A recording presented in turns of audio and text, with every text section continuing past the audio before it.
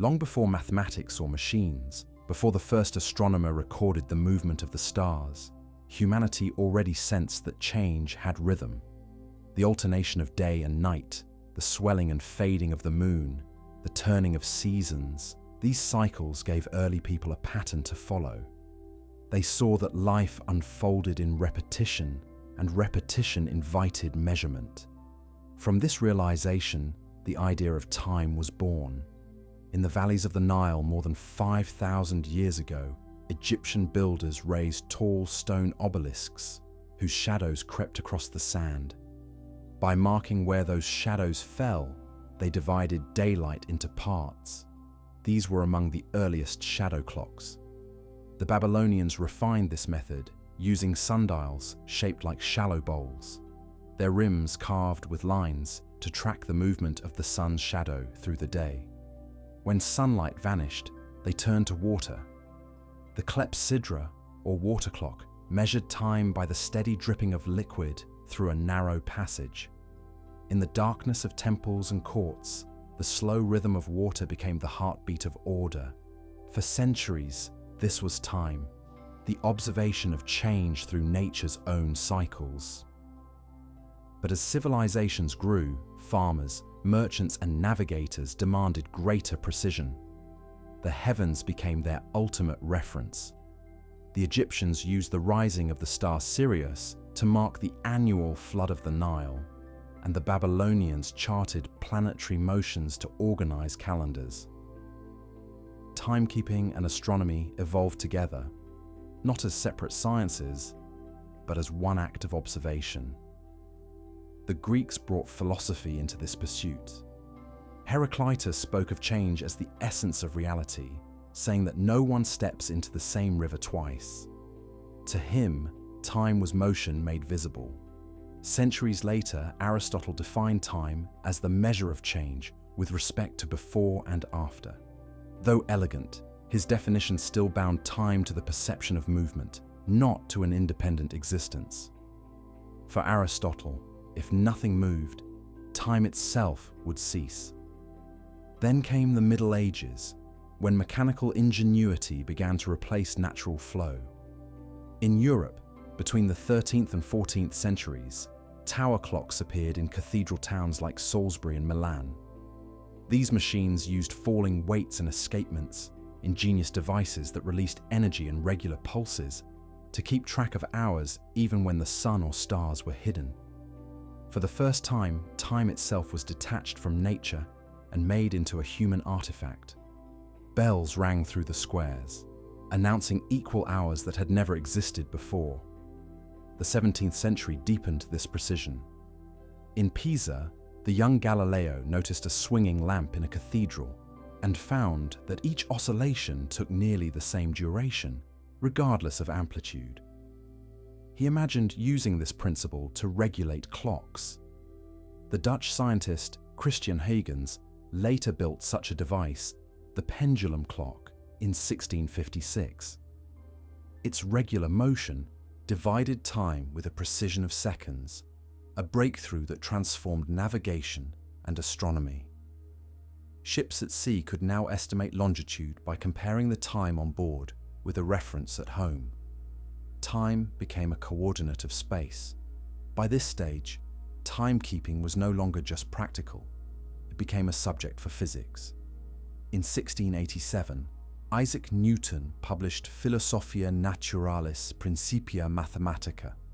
In its pages, he defined absolute time as something that flows equably without relation to anything external. To Newton, time existed by its own nature, the same everywhere in the universe, whether or not anything changed. Events did not shape time.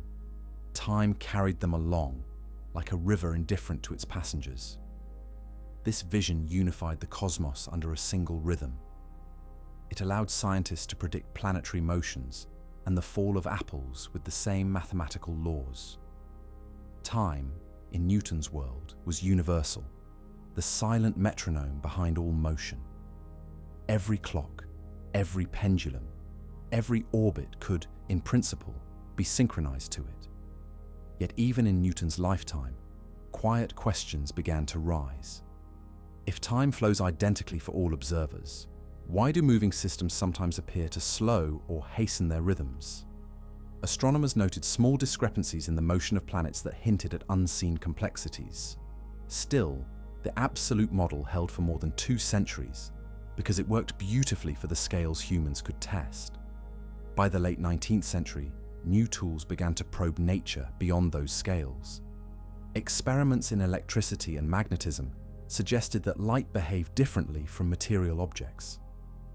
James Clerk Maxwell's equations predicted that electromagnetic waves always moved through empty space at a fixed speed. But if light had to travel through some medium, the so-called ether, then that medium should define a preferred state of rest, and motion through it should change the measured speed of light. In 1887, Albert Michelson and Edward Morley designed an experiment to detect this effect. They built an interferometer capable of comparing the speed of light in perpendicular directions as Earth moved through space. The result was shocking. They found no change at all. Light seemed to move at the same speed regardless of direction or the motion of the observer. The ether, long assumed to fill the universe, left no trace. This null result did not merely puzzle physicists. It challenged the foundation of Newton's absolute time. If light's speed was fixed, then something else had to give. Perhaps the very notion that time itself flowed the same for everyone. In laboratories filled with mirrors and beams, the centuries-old idea of universal time began to fracture. And so the stage was set for a new revolution. The next generation of thinkers would no longer treat time as a universal beat, but as a dynamic participant in motion and gravity. From this point onward, the story of time would no longer belong to clockmakers alone. It would become the domain of physics itself. The 19th century closed with an uneasy contradiction. Newton's universe had endured because it worked. Every cannonball, every planet, every pendulum followed its rules. Yet light, the messenger that revealed the universe, refused to obey them. The Michelson and Morley experiment was repeated, refined, and expanded by scientists across Europe and America, but the outcome stayed the same. No ether wind, no preferred frame. Nature was whispering that time and space might not be what they seemed. Physicists sought explanations that could save the old order. George Fitzgerald and Hendrik Lorentz proposed that moving objects might physically contract in the direction of motion, an idea that could preserve the constancy of light while keeping Newton's absolute time intact. It was an ingenious patch, but not a comfortable one. It required the universe to perform unseen adjustments just to protect a concept that no experiment could confirm. Still, for a time, it kept the familiar clock of classical physics ticking. Meanwhile, measurement itself grew sharper. Precision became the language of discovery. Pendulum clocks, accurate to seconds per day, were replaced by spring-driven chronometers that kept time at sea, with errors of only a few seconds over weeks. Railways and telegraph networks demanded synchronization across continents. At the Royal Observatory in Greenwich, signals were transmitted by electric pulse to mark the hour, creating the first truly global reference for time. Humans were building a mechanical image of Newton's ideal, a single universal beat shared by all. But as instruments reached finer scales, cracks appeared again. Electromagnetic theory predicted that light speed was a fundamental constant. Yet if observers could move through space at any speed, how could this constant remain the same for all of them? Either light disobeyed Newton's rules, or time and space themselves did. The problem was no longer a question of better instruments. It was a question of principle. By the dawn of the 20th century, the tension between experiment and theory had become too great to ignore. In Bern, a young patent clerk named Albert Einstein read the papers that filled physics journals with debate about motion, light, and ether. He noticed something others overlooked. every experiment that tried to find an absolute reference frame had failed. The simplest conclusion was that no such frame existed. From this radical thought, a new vision began to form.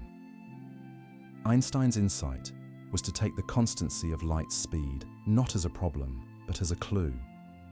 If the speed of light is the same for everyone, regardless of how fast they move, then measurements of space and time must change to preserve that constancy. Time could no longer be absolute, because only by letting it vary could light's speed remain fixed. This was not yet a formal theory, but it was the seed of one. Before Einstein published his work, other scientists had already sensed that motion affected time in subtle ways.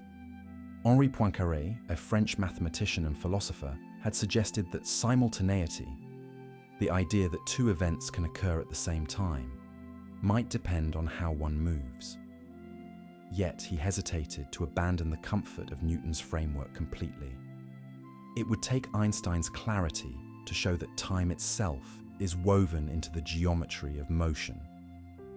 While theory evolved, practical science continued its march. The need for accuracy in navigation and communication drove ever more stable timekeeping devices. In Paris, the standard second was redefined in terms of the vibration of a quartz crystal, and soon atomic transitions would offer even greater precision. The quest to measure time had begun as a way to organize human life, but it was becoming an instrument to probe the laws of nature themselves. Looking back, the pattern seems inevitable. Every improvement in measurement had revealed a deeper structure beneath the familiar. The sundial gave way to the pendulum to the balance wheel to the oscillation of atoms. And with each leap, the notion of an independent universal time grew less secure. The universe appeared to resist our desire for a single clock. In retrospect, the clues were everywhere. The orbits of Mercury did not quite fit Newton's predictions. The speed of light refused to change with motion. Even simple concepts like simultaneity proved fragile under scrutiny.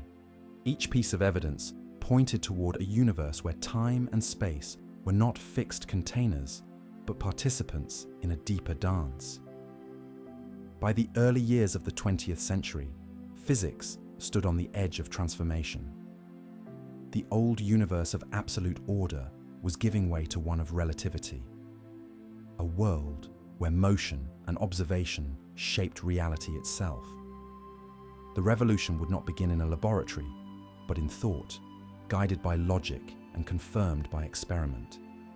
The final collapse of absolute time was near, and when it came, it would change not only physics, but our very understanding of existence. The year 1905 would later be called the Miracle Year. In a modest apartment in Bern, Albert Einstein wrote 5 papers that transformed physics. One of them, titled On the Electrodynamics of Moving Bodies, rewove the fabric of time and space. Einstein began with 2 simple postulates. First, that the laws of physics are the same in all inertial frames, meaning that no experiment can reveal whether one is truly at rest or in uniform motion. Second, that the speed of light in a vacuum is constant for all observers, no matter how fast they move. From these principles, everything else followed. If the speed of light is fixed, then measurements of distance and duration cannot be absolute.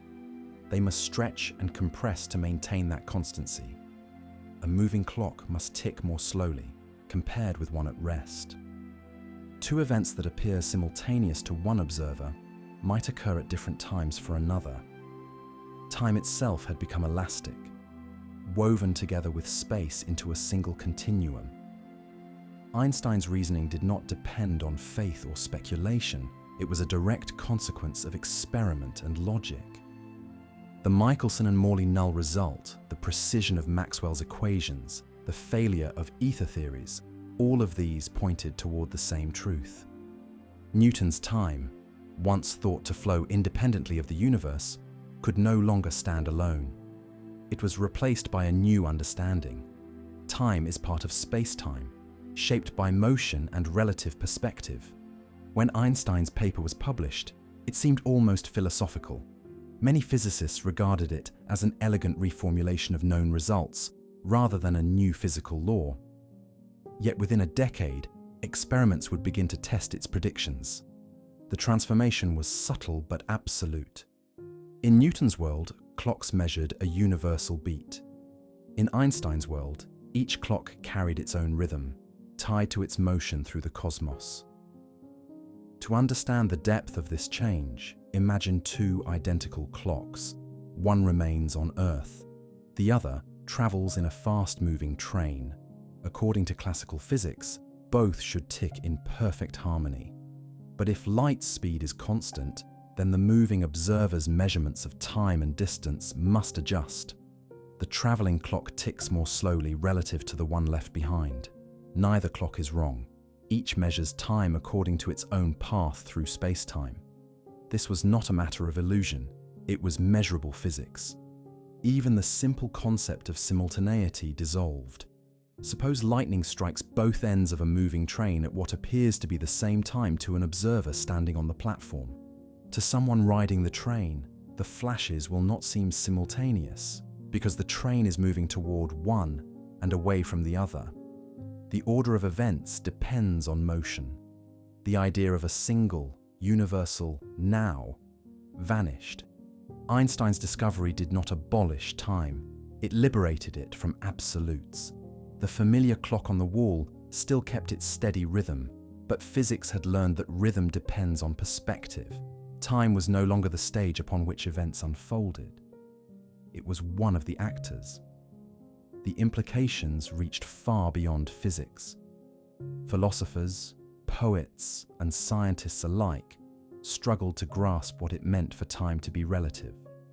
Henri Bergson argued that lived time, the continuous flow of consciousness, could not be reduced to the equations of relativity. Einstein replied that physical time and psychological time are different domains, both real but not interchangeable. It was the first public recognition that our perception of time is not the same as nature's measurement of it. Yet Einstein's own theory was not the end of the story. Special relativity described how time changes with motion, but it left gravity untouched. The equations worked only for observers moving in straight, unaccelerated paths. When gravity entered the picture, even more profound questions emerged. If acceleration could slow time, then what did gravity, a constant acceleration toward every massive body, do to the ticking of clocks? Einstein spent the next decade searching for that answer. He began to suspect that gravity itself was not a force acting through space, but a property of space and time combined. Massive objects, he proposed, bend space-time, and that curvature tells matter how to move. In such a universe, time does not merely pass differently for observers in motion. It flows differently wherever gravity varies. This insight would become the foundation of general relativity in 1915. The shift from Newton's universe of absolute time to Einstein's dynamic space-time marked one of the greatest revolutions in human thought. From then on, time would never again be a simple background. It would be a physical quantity, measurable, variable, and inseparable from the geometry of the cosmos. The story that began with shadow clocks in the desert had reached the threshold of modern physics. Humanity had moved from marking the passage of light across a sundial to questioning the speed of light itself. The inventions of civilization had become the experiments of the universe. Every improvement in our ability to measure time had peeled back another layer of illusion, revealing that the rhythm of existence is not universal, but profoundly relative. And as the 20th century opened, this realization stood ready to be tested. In the laboratories and skies of the coming decades, scientists would carry Einstein's equations into motion and gravity itself, proving that time does not flow the same for all.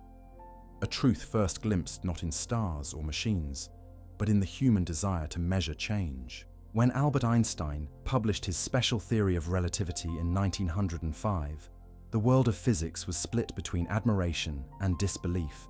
His equations were simple, yet their meaning overturned 2 centuries of certainty. Time and space, once thought to be fixed and universal, were revealed to depend on motion. This was not philosophy, not conjecture, but a logical consequence of experiment. The constancy of the speed of light demanded it. To understand why this was so radical, we must recall the problem that haunted 19th century physics. Maxwell's equations, completed in 1865, described how electric and magnetic fields travel through space as waves. These waves moved at a speed of about 300,000 kilometers per second, the speed of light. But waves, as physicists understood them, always needed something to move through. Sound waves travel through air, water waves through the sea. What then carried light? Theorists proposed a mysterious medium called the ether, an invisible substance filling all space, providing a stage on which light could move. The ether was never directly observed, yet most scientists accepted it because the alternative, that light could move through a vacuum without a medium, seemed impossible. The Michelson and Morley experiment of 1887 aimed to measure Earth's motion through this ether. They reasoned that as Earth orbited the Sun, its movement should change the apparent speed of light in different directions, much like the way a swimmer feels resistance when moving with or against a current. Using an exquisitely sensitive interferometer, they compared the time light took to travel along 2 perpendicular paths. If Earth was moving through the ether, a tiny but measurable difference should appear in the interference pattern. The result was nothing. No shift. Light speed remained constant in all directions. This outcome, repeated in countless variations, left physicists with an uncomfortable truth. Either Earth was somehow always stationary in the ether, an impossible coincidence, or the ether did not exist. Einstein approached the question from a different angle. He accepted the experimental results at face value and asked what the world must be like if they were true. If the speed of light is the same for every observer, regardless of their motion, then our notions of time and distance must adjust. A moving clock must slow down relative to one at rest. Distances along the direction of motion must contract.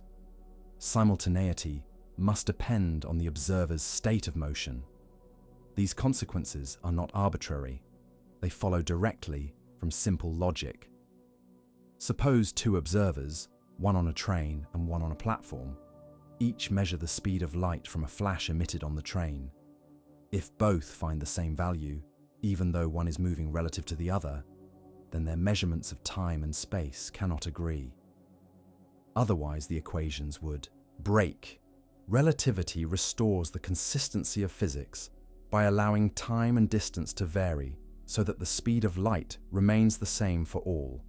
The mathematics of this idea was already known to Hendrik Lorentz, who had developed transformations describing how moving coordinates should change to preserve Maxwell's equations.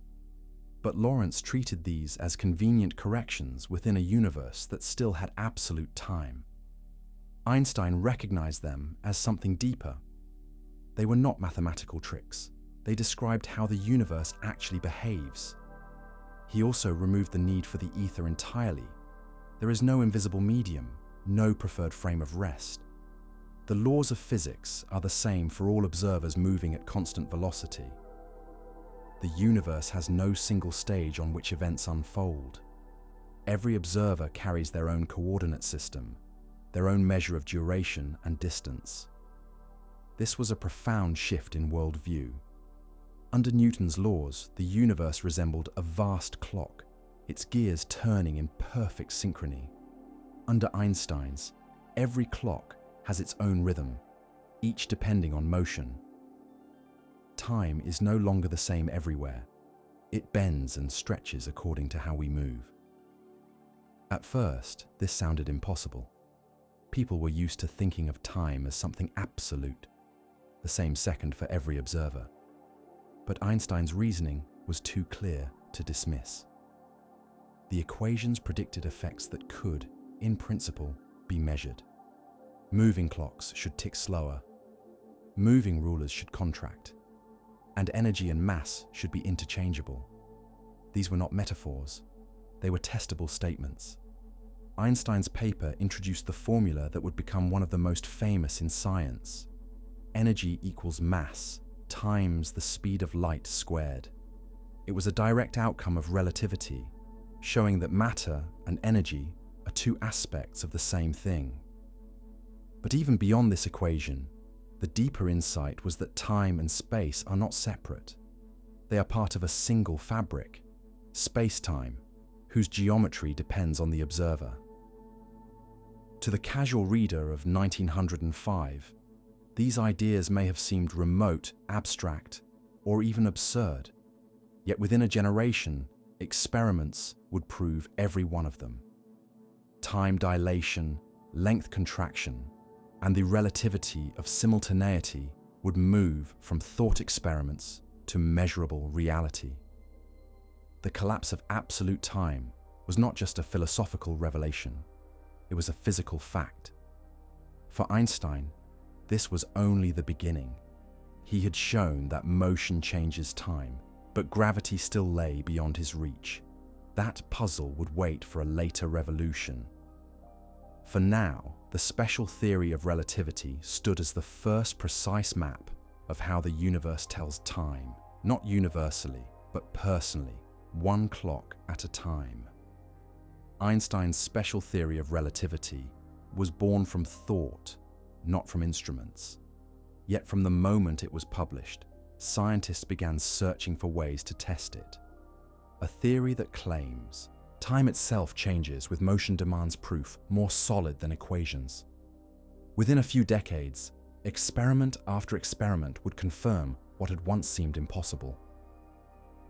The earliest hints came from the behavior of fast-moving particles. In the early years of the 20th century, physicists studying canal rays, streams of ions in discharge tubes, noticed peculiar shifts in the light they emitted. These shifts could not be explained by classical mechanics. It was Herbert Ives and G.R. Stilwell in 1938 who designed the first experiment explicitly meant to test Einstein's time dilation. They accelerated hydrogen ions to high speeds and measured the Doppler shift of the light emitted as the ions moved toward or away from an observer.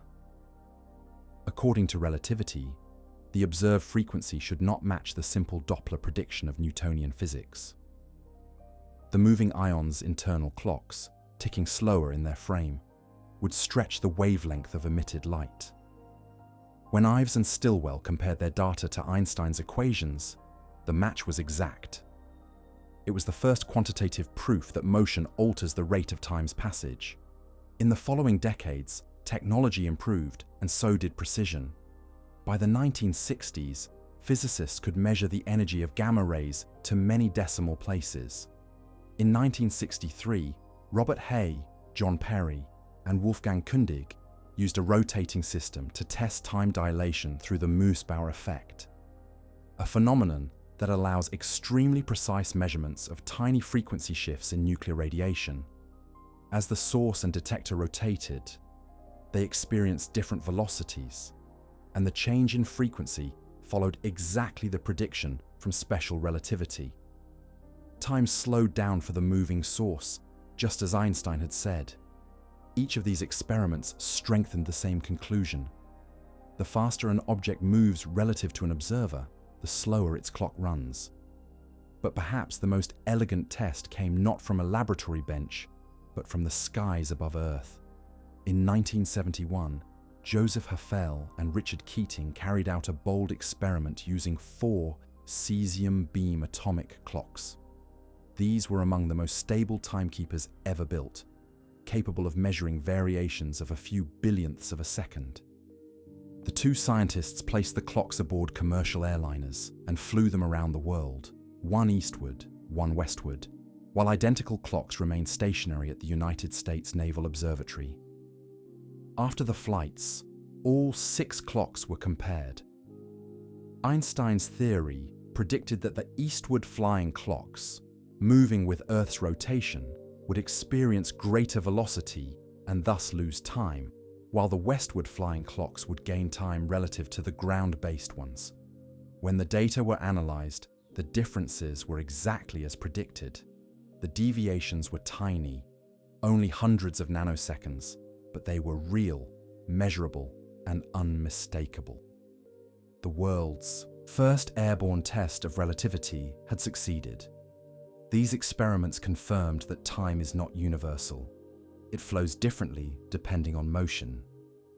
Yet what makes them so striking is that they did not require exotic equipment or cosmic conditions. A simple flight around Earth was enough to reveal the relativity of time. The same equations that govern particles moving near the speed of light also apply to travelers in airplanes. As more precise clocks were built, relativity became not merely a theory, but a practical necessity. In later decades, scientists developing the global positioning system found that satellite clocks orbiting Earth tick faster than those on the surface, due both to their speed and to weaker gravity at altitude. Without relativistic corrections, GPS positions would drift by kilometers each day. The technology that guides ships, aircraft, and smartphones owes its accuracy to the fact that time is not the same everywhere. These results left no room for doubt. Special relativity's predictions had been confirmed by direct observation.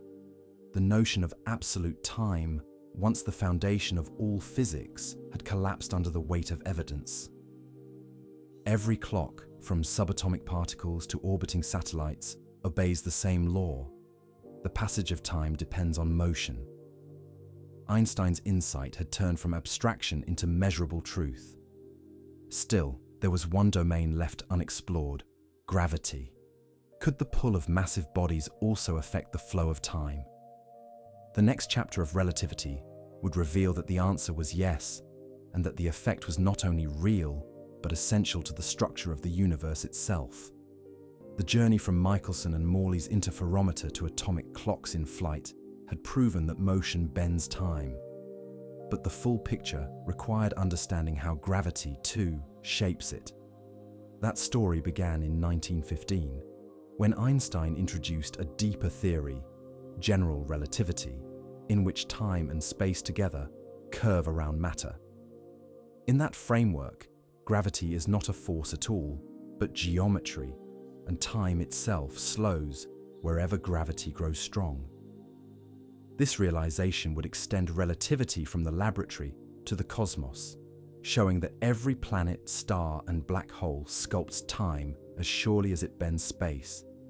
And once again, experiments would follow to test it.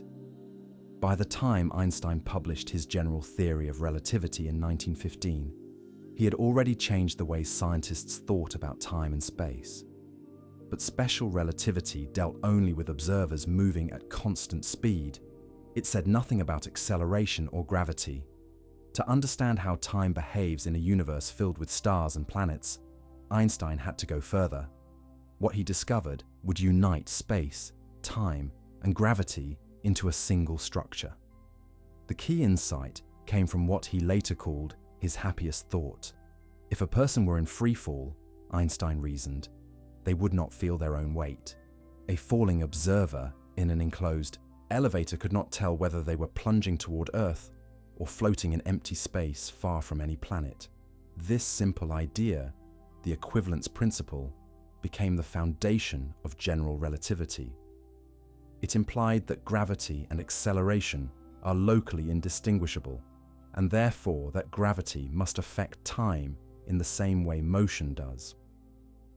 In this new view, massive objects do not pull on others through an invisible force, as Newton had imagined. Instead, they bend space-time itself. The geometry of the universe tells matter how to move, and matter tells space-time how to curve. A clock closer to a massive body runs more slowly than one farther away, because the curvature of space-time makes time itself flow differently. Gravity and time are inseparable. This was a bold claim, and Einstein knew it needed experimental proof. The first hint came from astronomy. Mercury's orbit around the Sun had long puzzled scientists. Its path precessed slightly. The point of closest approach to the Sun shifted over time, and Newton's equations could not account for the discrepancy. Einstein's new theory explained it exactly. The curvature of spacetime near the Sun caused the small extra rotation in Mercury's orbit. It was the first triumph of general relativity. A few years later came an even more dramatic test. In 1919, British astronomer Arthur Eddington led expeditions to observe a total solar eclipse. According to Einstein's theory, starlight passing near the Sun should bend by a small but measurable amount due to the curvature of spacetime. During the eclipse, when the bright disk of the Sun was hidden, Eddington photographed stars near its edge. When the plates were compared to images taken at night, the stars' apparent positions had shifted exactly as Einstein predicted. The news spread across the world. Newspapers declared that Newton's universe had fallen. These observations confirmed that gravity affects light, but Einstein's equations also said something even more subtle, that gravity affects the rate of time itself. A clock near a massive object ticks slower than a clock farther away. The difference is imperceptible in daily life, but measurable with precise instruments. In 1959, Robert Pound and Glenn Rebka at Harvard University performed the first direct test of gravitational time dilation. They placed a gamma-ray source in the basement of a tower and a detector at the top, separated by 22.5 meters. According to general relativity, the light climbing upward should lose a tiny amount of energy, shifting its frequency because time flows faster at higher altitude. Using the Moosbauer effect to measure the change, they found exactly the predicted shift. Time at the bottom of the tower ran slightly slower than at the top. The difference was just a few parts in 100 trillion. Yet it confirmed Einstein's equations with striking precision. Later experiments refined these measurements further. In 1976, Gravity Probe A carried a hydrogen maser clock aboard a rocket to an altitude of 10,000 kilometers. When compared with identical clocks on the ground, the airborne clock ran faster by the exact amount predicted by general relativity, a difference of 1 part in 10,000. The result left no doubt. Gravity really does change the rate at which time passes. Today, the same effect is essential for the operation of the global positioning system. Satellites orbiting Earth experience both weaker gravity and high velocity, each altering their onboard clocks. Engineers must correct for these effects to keep GPS timing accurate. Without general relativity, navigation errors would grow by kilometers every day. The fact that your phone can locate you within a few meters is silent proof that time is not universal. Einstein's unification of space, time, and gravity transformed not only physics, but our picture of the universe itself. It predicted black holes, the expansion of the cosmos, and the bending of light by massive galaxies, all phenomena later confirmed by observation. But beneath every cosmic image lies a simple truth. Wherever gravity exists, time runs differently. From the slow tick of a clock in a deep gravitational well to the rapid beat of one in orbit, the flow of time follows the curves of spacetime. Newton's steady rhythm had vanished, replaced by a dynamic landscape where time itself stretches and shrinks under the weight of matter. With general relativity, Einstein completed the collapse of absolute time. Yet this was not an end. It was the opening of an even deeper question. If time can change with motion and gravity, what does that mean for the universe at its smallest and largest scales? The next chapter would carry these ideas from the curvature of planets to the very edge of the cosmos, revealing that time's variability is not confined to thought experiments or rocket flights. It pervades everything, from subatomic particles to the stars themselves. The early decades of the 20th century transformed Einstein's equations from abstract theory into experimental fact. Physics had entered a new age where precision measurement could expose the hidden structure of space-time. Einstein had shown that motion and gravity alter the flow of time, but his claim needed evidence. The first confirmations came not from the heavens, but from laboratories, where scientists learned to make time itself measurable to extraordinary accuracy.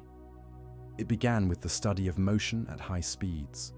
When particles move close to the speed of light, their behavior reveals the fingerprints of relativity. In the 1930s, Herbert Ives and G.R. Stilwell designed a careful test using hydrogen canal rays, fast-moving ions that emit light as they race through a vacuum tube. If Einstein was correct, these ions' internal processes would appear slower to an observer at rest, shifting the color of the emitted light in a way that differed from classical predictions. The experiment required exquisite control, but the results were unmistakable. The observed frequency matched Einstein's relativistic formula exactly. Time for the moving ions was running slower. This was more than a laboratory curiosity. It showed that the flow of time depends on speed, even for tiny particles. When the same principle was applied to the decay of unstable particles like muons, created by cosmic rays in the upper atmosphere, the evidence became overwhelming. Muons live for only a few millionths of a second when at rest. Yet when they strike Earth's atmosphere at nearly the speed of light, they survive far longer than classical physics allows, long enough to reach detectors on the ground. Their internal clocks tick more slowly because they move so quickly. Without relativity, their survival would be impossible. The phenomenon was confirmed again and again in particle accelerators. Moons circulating in storage rings at near light speed were observed to decay precisely according to Einstein's time dilation formula. Each result reinforced the same truth. Motion slows time, and no experiment has ever found an exception. Still, scientists wanted to test relativity not just in subatomic realms, but in the macroscopic world of human-built clocks. The challenge was enormous. The predicted differences were tiny, often only billionths of a second, requiring instruments of unprecedented stability. The breakthrough came with the development of atomic clocks in the mid-20th century. Atomic clocks measure time not by mechanical movement, but by the vibration of atoms. In cesium atoms, electrons jump between two energy states with extraordinary regularity, producing microwave signals that can be counted like ticks. In 1955, Louis Essen and Jack Parry at the National Physical Laboratory in Britain built the first practical cesium beam clock, accurate to a few millionths of a second per day. It was soon adopted as the new standard of time. The second, once defined by Earth's rotation, was now defined by the vibration of cesium atoms, a purely physical process immune to the irregularities of the planet. This new precision made it possible to test Einstein's predictions directly on Earth. In the late 1960s, scientists at Harvard and the Massachusetts Institute of Technology began experiments comparing clocks in motion with those at rest. Using the Mersbauer effect to detect minute shifts in gamma rays, they confirmed that the frequency of light from moving sources slowed exactly as relativity required. Yet the most dramatic demonstration came in 1971, when physicists Joseph Hafele and Richard Keating took 4 cesium beam atomic clocks aboard commercial aircraft. They flew twice around the world, once eastward, once westward, while identical clocks remained on the ground at the United States Naval Observatory. When the flights ended and the clocks were compared, the results were astonishing. The eastward flying clocks, moving with Earth's rotation and thus at higher overall velocity, had lost time. The westward flying clocks, moving against rotation, had gained time. The differences were tiny, only a few hundred nanoseconds, but they matched Einstein's combined predictions from special and general relativity with remarkable accuracy. Motion and gravity together had altered time's flow exactly as the theory demanded. For the first time, humans had carried precision clocks around the world and watched relativity unfold before their eyes. Time dilation was no longer confined to cosmic speeds or subatomic particles. It was measurable aboard ordinary aircraft. Einstein's universe had become part of everyday reality. This experiment captured something profound. The clocks had traveled through the same physical world, yet their experiences of time were different.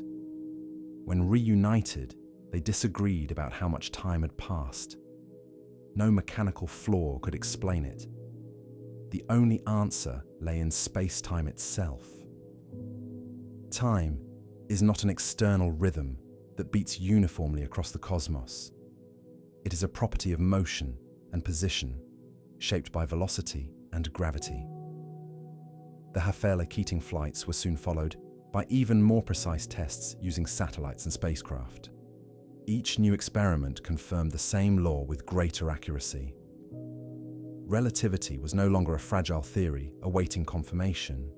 It had become the foundation of modern physics, verified by every clock we send into motion. Still, these results led to deeper questions. If time changes with speed and gravity, how can we ever define a universal present? Does the concept of simultaneity have any meaning in a universe where every observer experiences a different flow of time?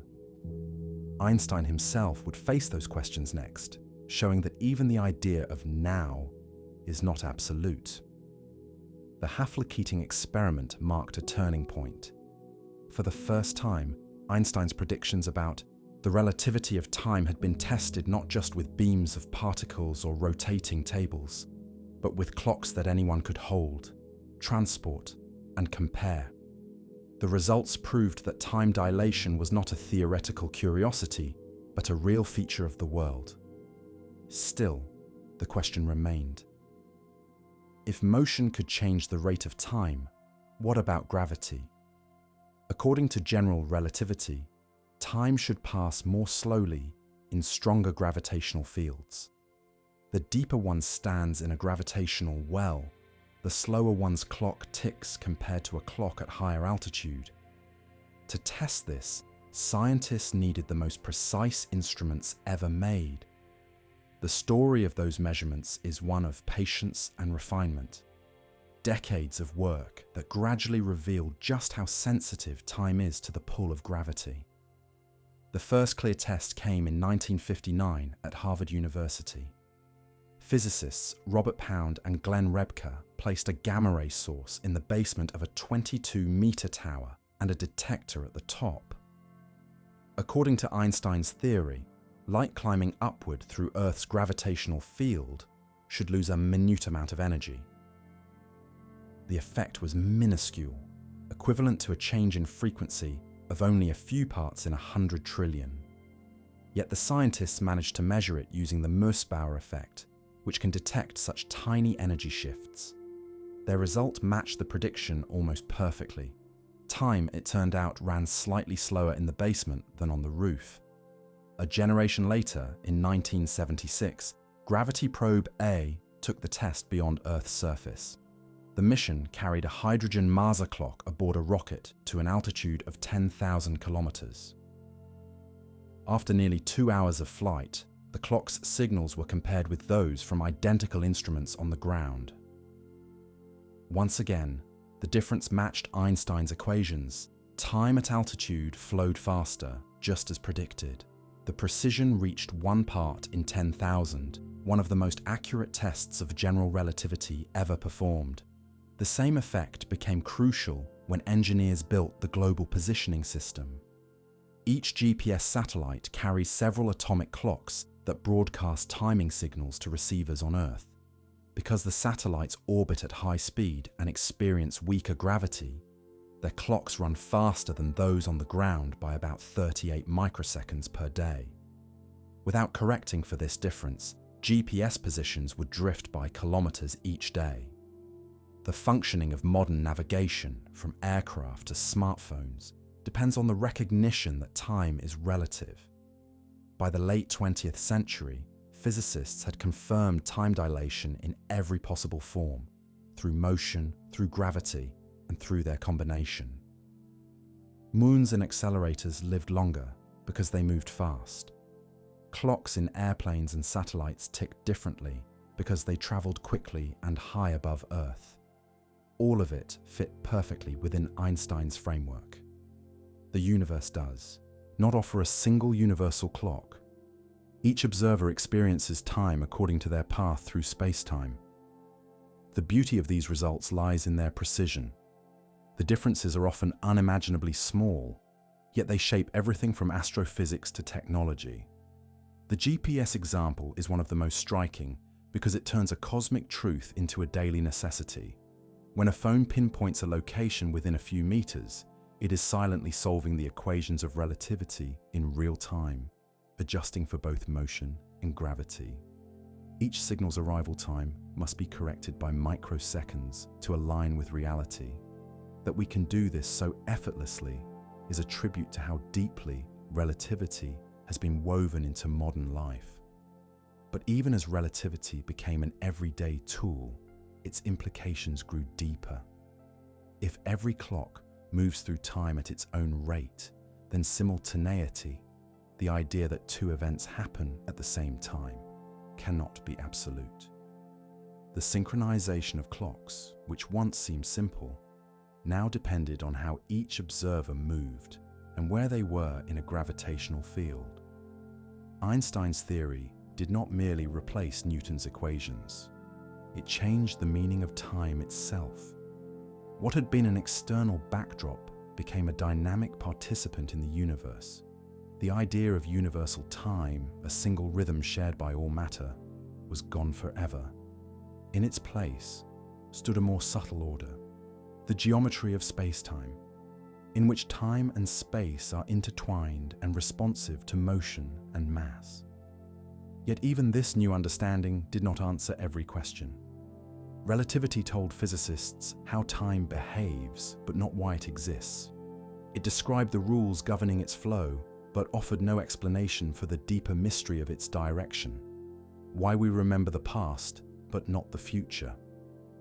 Those questions would have to wait for quantum physics and cosmology. For now, experiment after experiment left no doubt that Einstein had been right. From Harvard's tower to satellites orbiting thousands of kilometers above Earth, the flow of time had been measured and found to vary exactly as his equations foretold. Each confirmation reinforced the same message. There is no single cosmic rhythm. Every clock tells its own story, written by its motion and its place in gravity's field. The next step would take relativity from laboratories and rockets to the vast stage of space itself, where stars, black holes, and entire galaxies reveal how profoundly the universe bends both space and time. Those cosmic experiments would test relativity in the most extreme conditions imaginable and show, with unshakable evidence, that time is not universal, not even among the stars. By the mid-20th century, time had been transformed from a human invention into a cosmic variable. Clocks no longer served merely as tools for daily life. They became instruments that could reveal how the universe itself behaves. The experiments on Earth had already shown that motion and gravity affect the passage of time, but the ultimate test would take place beyond our planet, in the vastness of space, where speed and gravity reach their extremes. The first natural evidence came from particles raining down from the sky. High above Earth, cosmic rays collide with molecules in the atmosphere, producing showers of unstable particles called muons. At rest, a muon decays in just 2/millionths of a second. Moving at nearly the speed of light, it should travel only a few hundred meters before vanishing. Yet detectors at the surface record vast numbers of muons arriving from the upper atmosphere, a journey of tens of kilometers. The only explanation is relativity. In the muon's own frame, time flows normally. From our perspective, their internal clocks are slowed by a factor of 10 or more. What should have been impossible becomes routine because time itself stretches for them. Particle accelerators later confirmed this with astonishing precision. In the 1960s, muons circulating in storage rings at near light speed lived exactly as long as Einstein's time dilation predicted. Each experiment narrowed the gap between theory and observation until the agreement was nearly perfect. The mathematics that once seemed abstract had become an engineering reality used to design machines that probe the smallest structures of matter. While physics laboratories verified relativity at microscopic scales, astronauts and satellites began to test it in orbit. The International Space Station, circling Earth at about 28,000 kilometers per hour and 400 kilometers above the surface, experiences both motion and weaker gravity. Astronauts aboard the station age very slightly slower than people on the ground. The difference is tiny, less than a second over an entire year, but measurable. The ISS crew literally experiences a different flow of time because of their speed and altitude. These effects, though small, carry immense significance. They prove that relativity governs not only exotic particles or cosmic phenomena, but everyday technology and human experience in space.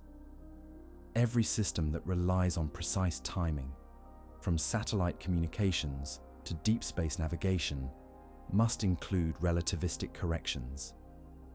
Without them, the signals exchanged between Earth and orbiting craft would drift out of sync within hours. Relativity's accuracy has been tested far beyond Earth as well. Spacecraft traveling to other planets use radar and radio signals to measure distance and velocity. When those signals pass near massive bodies like the Sun, they experience a delay due to the curvature of space-time, a phenomenon known as the Shapiro time delay, first measured in 1964. Light itself takes longer to travel through a region where gravity is strong because time runs more slowly there. Each measurement agrees with Einstein's predictions to extraordinary precision. What began as a theory about motion had now become the framework for understanding the entire universe. Whether in the decay of particles, the ticking of satellite clocks, or the signals from distant spacecraft, every observation tells the same story. There is no single universal time. The passage of seconds, minutes, and years depends on where you are and how you move. This realization changed our relationship with time forever. For centuries, humanity sought a single perfect rhythm, a clock that could mark the heartbeat of the cosmos. Relativity showed that such a rhythm does not exist. Each observer carries their own timeline, shaped by gravity and velocity. The notion of simultaneity, once the foundation of our sense of the present, dissolves when we look closely enough. And yet, amid this complexity, an elegant order remains. Relativity does not destroy the harmony of nature. It reveals a deeper symmetry. Every observer, regardless of their motion, measures the same laws of physics. The universe may not share a single clock, but it obeys the same rules everywhere. Time's variability is not chaos, it is geometry. By the late 20th century, the evidence had grown overwhelming. From mountain laboratories to orbiting stations, from particle beams to deep space probes, all experiments confirmed Einstein's insight. Time is woven into the structure of space, stretching and shrinking according to motion and mass. The search for universal time had ended, but a new frontier was opening. If relativity held across the vastness of space, what about the smallest scales of reality, the quantum world where particles exist as probabilities and measurement itself seems to shape reality? Could time, so fluid in relativity, behave differently in the realm of the quantum? These questions would push science beyond Einstein's reach, into a domain where gravity, motion, and uncertainty intertwine. But before the quantum puzzles began, relativity's triumph needed one more demonstration, not from laboratories or satellites, but from the cosmos itself. in the light of distant galaxies and the pull of black holes. The universe would reveal that time's relativity is not a local curiosity, but a cosmic truth. Gravity has always been our first teacher about the hidden forces of nature. It pulls the moon around Earth, it shapes the tides, and it keeps our feet on the ground. For most of human history, gravity was seen as a simple attraction, a pull between masses, invisible yet constant. Newton's law described it perfectly for centuries, but Einstein's general theory of relativity revealed something deeper. Gravity is not a force acting through space, it is the shape of space and time themselves. To grasp this, imagine space-time as a vast, flexible fabric. A planet, a star, or any mass placed upon that fabric bends it, creating a well around itself. Other objects move along the curves of this geometry, following paths that appear to us as gravitational attraction. A planet orbits a star, not because it is pulled by a mysterious force, but because space-time itself tells it to move that way. Time, too, is part of this curvature. Where gravity is stronger, time itself flows more slowly. This idea was shocking when Einstein introduced it in 1915. Yet it made precise predictions that could be tested. The first success came immediately. For decades, astronomers had noticed a small irregularity in Mercury's orbit. Its closest point to the Sun, the perihelion, shifted slightly with each revolution, about 43 arc-seconds per century, more than Newton's laws could explain. Einstein calculated the effect of space-time curvature near the Sun and found exactly that missing amount. It was the first proof that gravity changes the geometry of the universe, and with it, the flow of time. A few years later, the second great test came from the stars themselves. During a total solar eclipse in 1919, British astronomer Arthur Eddington led 2 expeditions, one to the island of Principe off Africa and another to Sobral in Brazil. When the sun's light was blocked by the moon, they photographed the stars near its edge. Einstein's equations predicted that the starlight would bend as it passed through the curved space-time around the sun. The deflection would be about 1.75 arc-seconds, a tiny angle but measurable. When Eddington compared his photographs with reference plates taken months earlier, the stars appeared displaced by precisely that amount. The news traveled instantly across the world. Einstein became a household name, and the universe of Newton was replaced by one in which space and time were inseparable. Yet even this was only the beginning. Einstein's theory implied that gravity would slow the passage of time. A clock on the surface of Earth should tick more slowly than one in orbit. For years, this was beyond experimental reach, but the idea was too profound to ignore. If true, it meant that the flow of time itself was not the same everywhere. The stronger the gravity, the slower the ticking. In 1959, Robert Pound and Glenn Rebka tested this using a tower at Harvard University. They placed a gamma-ray source in the basement and a detector at the top, separated by 22 meters. Einstein's equations predicted a tiny shift in the frequency of the light as it climbed against gravity, a direct measure of time dilation. The result matched the prediction within 1%. Time at the top of the tower ran faster than at the bottom. Later experiments confirmed the same effect with even greater precision. In 1976, a hydrogen maser clock was launched aboard a rocket in the gravity probe, Mission. At an altitude of 10,000 kilometers, it sent signals back to identical clocks on the ground. The difference in ticking rates was exactly what general relativity predicted. Time flowed faster at altitude by 1 part in 10,000. It was as if the rocket had briefly stepped into a region where the universe itself ran slightly ahead. Today, the same correction is applied continuously in every GPS satellite orbiting Earth. Each satellite carries several atomic clocks, and without adjusting for both their speed and their weaker gravity, their time signals would drift by about 38 microseconds per day. That small discrepancy would translate to navigation errors of kilometers on the ground.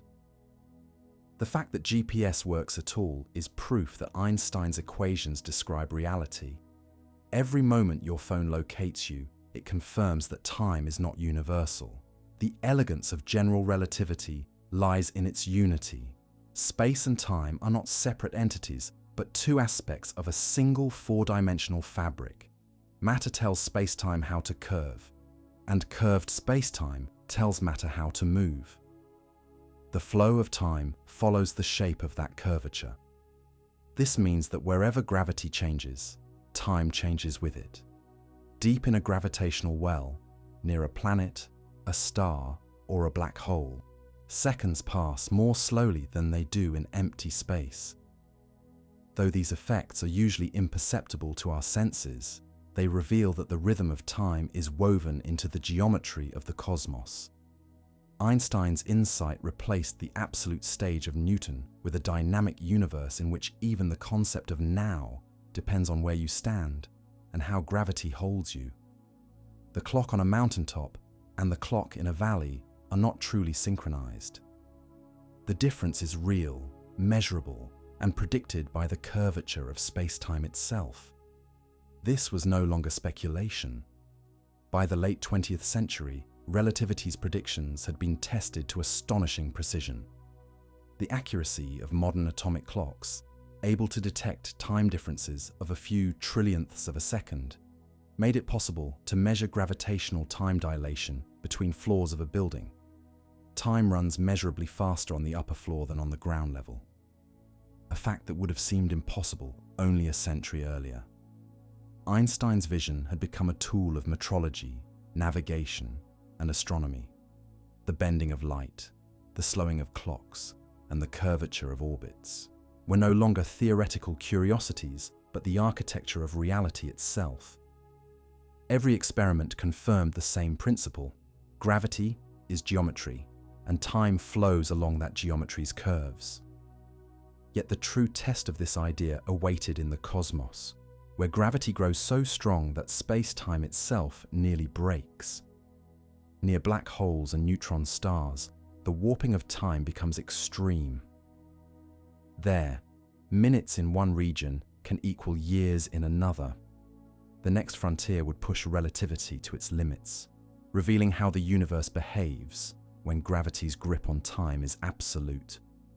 As Einstein's general relativity matured from theory to observation, the universe itself became the laboratory. Gravity's influence on time was no longer confined to towers, rockets, or atomic clocks. It revealed itself across the heavens. Every beam of starlight and every radio signal that passed near a massive body carried within it the faint echo of time's distortion. The cosmos, once thought to be a stage of unchanging order, turned out to be a network of clocks that all tick at different rates. One of the first large-scale confirmations came from a subtle effect predicted by Einstein in 1964, later known as the Shapiro time delay. The idea was simple but profound.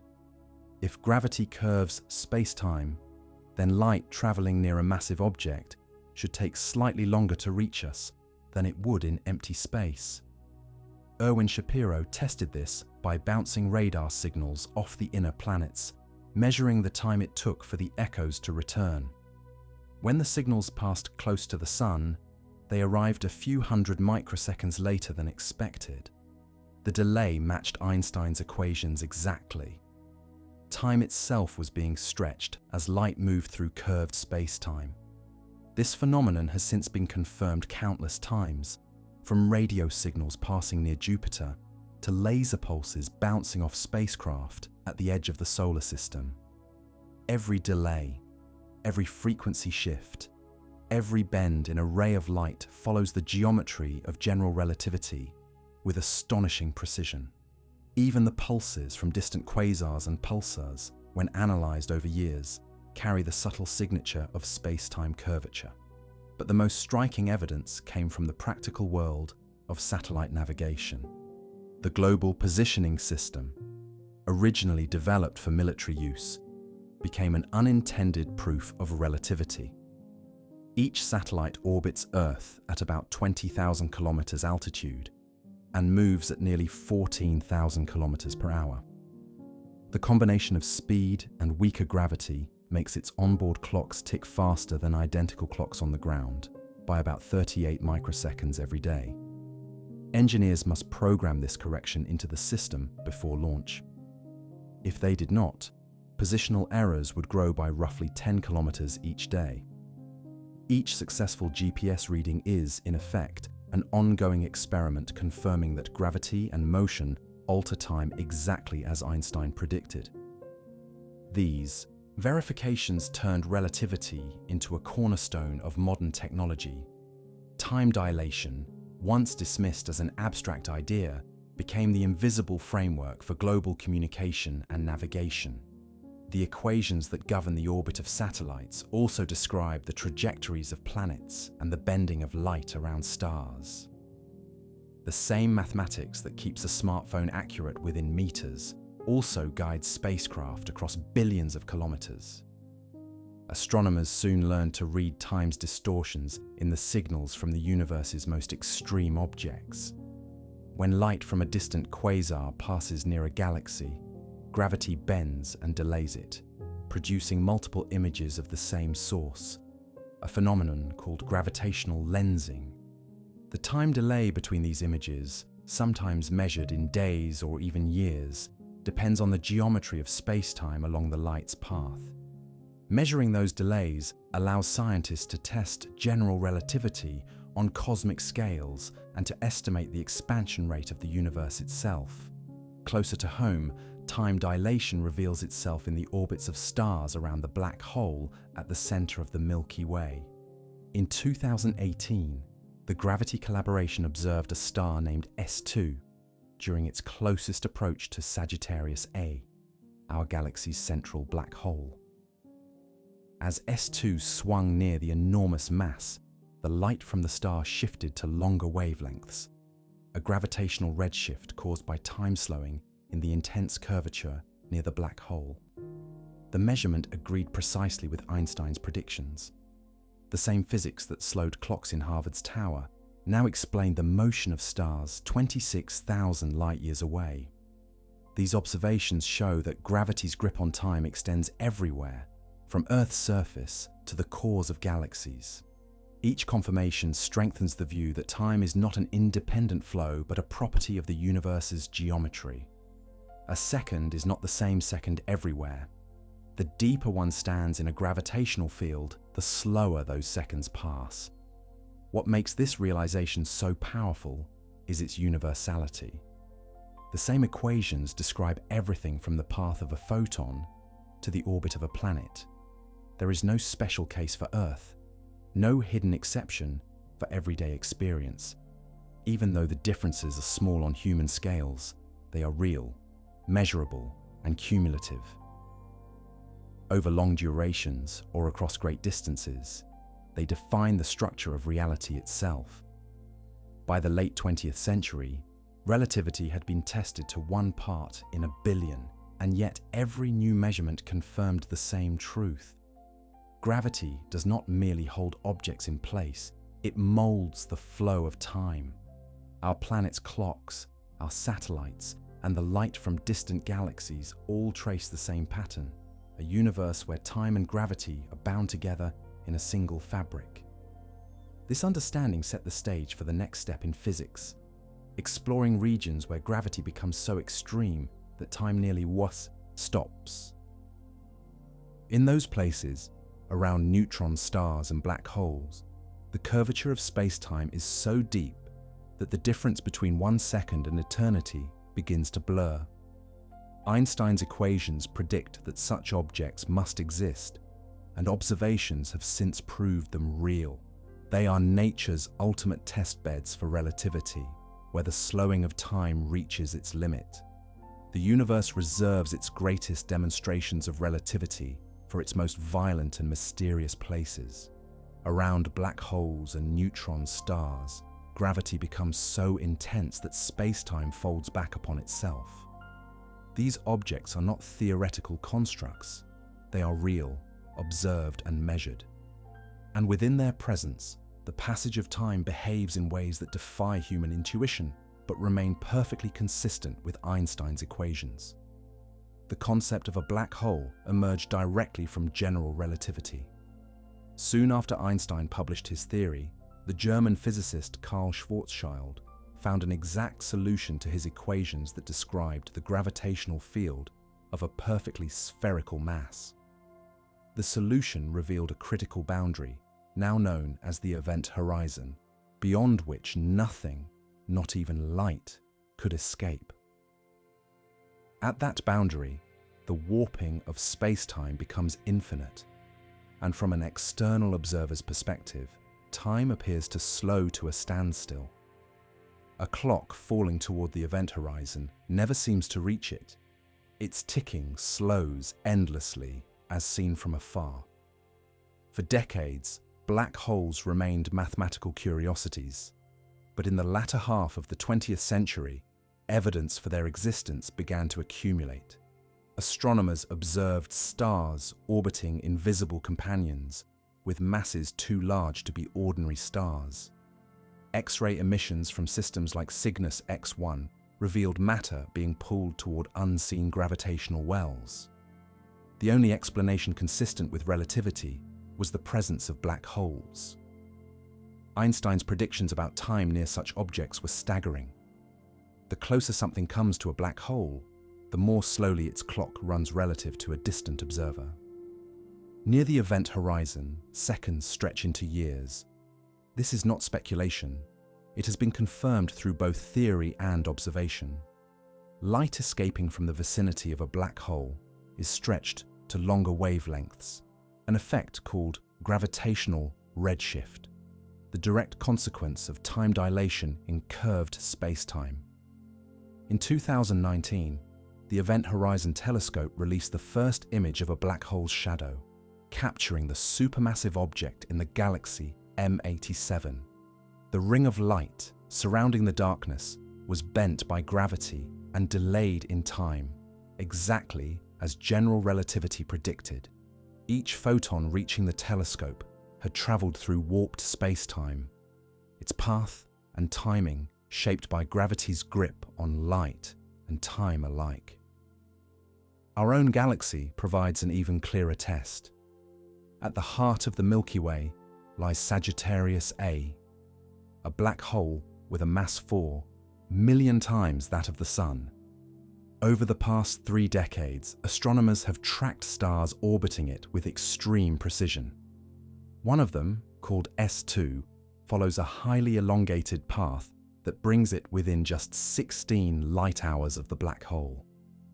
When S2 reached its closest approach in 2018, scientists from the Gravity Collaboration measured a redshift in its light, not caused by motion alone, but by the slowing of time in the intense gravity near Sagittarius A.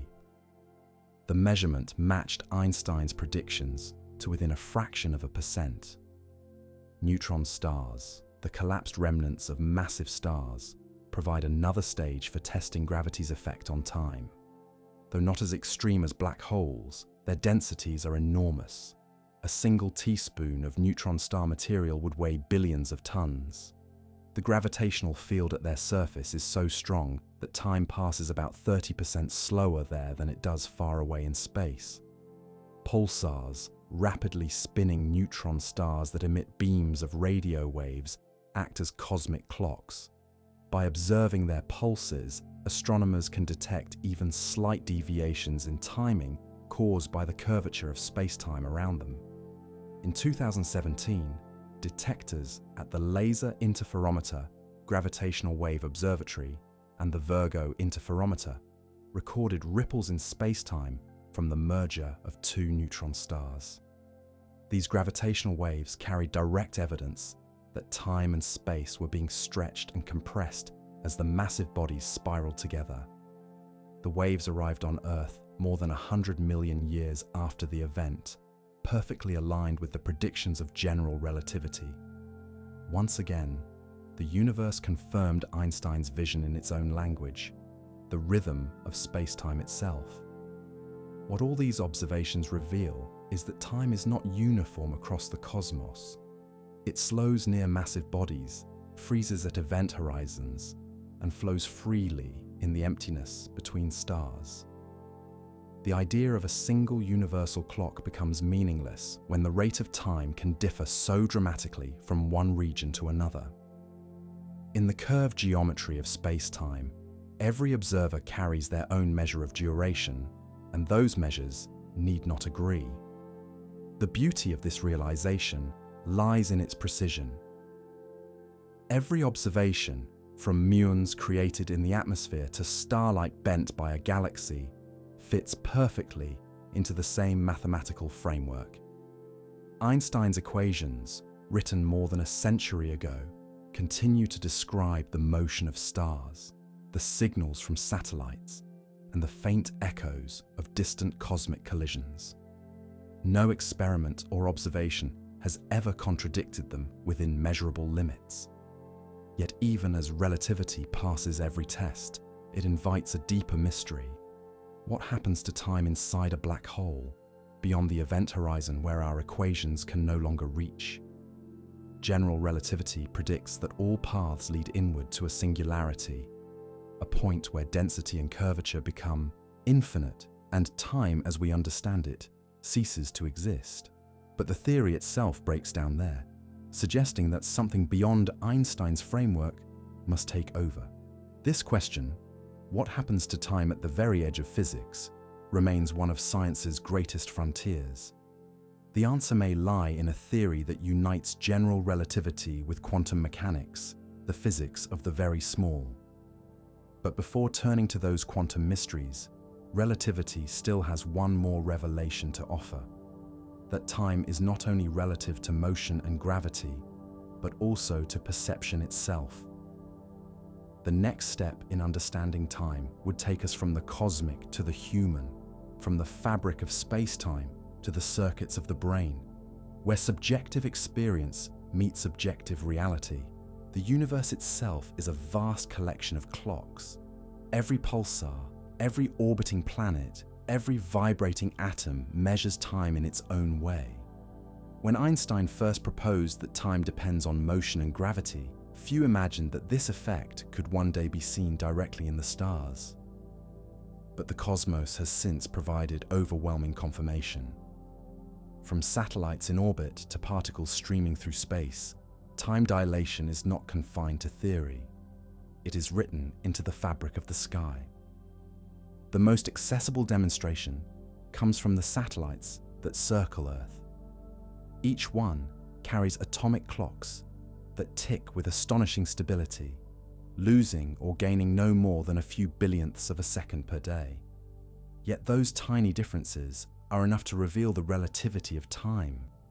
A clock aboard the International Space Station, traveling at more than 28,000 kilometers per hour and 400 kilometers above the surface, experiences two opposing effects. Its high speed causes time to pass slightly slower than on Earth, while its weaker gravitational field makes time pass slightly faster. The two influences nearly cancel, but not perfectly. Over 6 months in orbit, an astronaut aboard the station ages about a millisecond less than people on the ground. That difference may seem trivial, but it is a measurable consequence of relativity. Each orbit, each second of radio communication between Earth and space, requires accounting for the distortions of time. Without those corrections, signals would drift, and the delicate synchrony of navigation systems would collapse. The universe keeps no single rhythm. Even in near-Earth orbit, the beats of time diverge. Beyond our planet, the same effect grows more pronounced. Consider the Global Positioning System's satellites. They orbit higher and faster than the space station, experiencing both greater velocity and weaker gravity. Together, these effects cause their onboard clocks to tick faster than clocks on the ground by about 38 microseconds per day. Engineers must program this offset into each satellite before launch. Every successful GPS location is a small triumph of relativity, a daily conversation between clocks that do not agree on how fast time flows. This understanding has made time dilation a practical tool of exploration.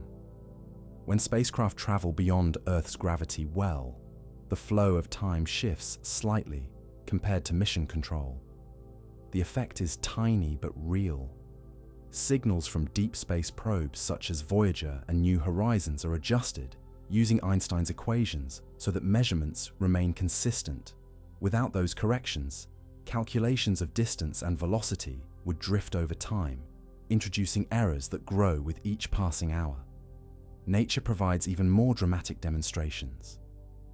High-energy particles born in the upper atmosphere offer a living proof of relativity's accuracy. When cosmic rays strike air molecules, they create short-lived muons, unstable particles that decay in a few millionths of a second. At ordinary speeds, a muon would vanish long before it could reach Earth's surface, yet detectors at sea level record them in abundance. The only reason they survive is that their internal clocks run slower as they rush toward us at nearly the speed of light.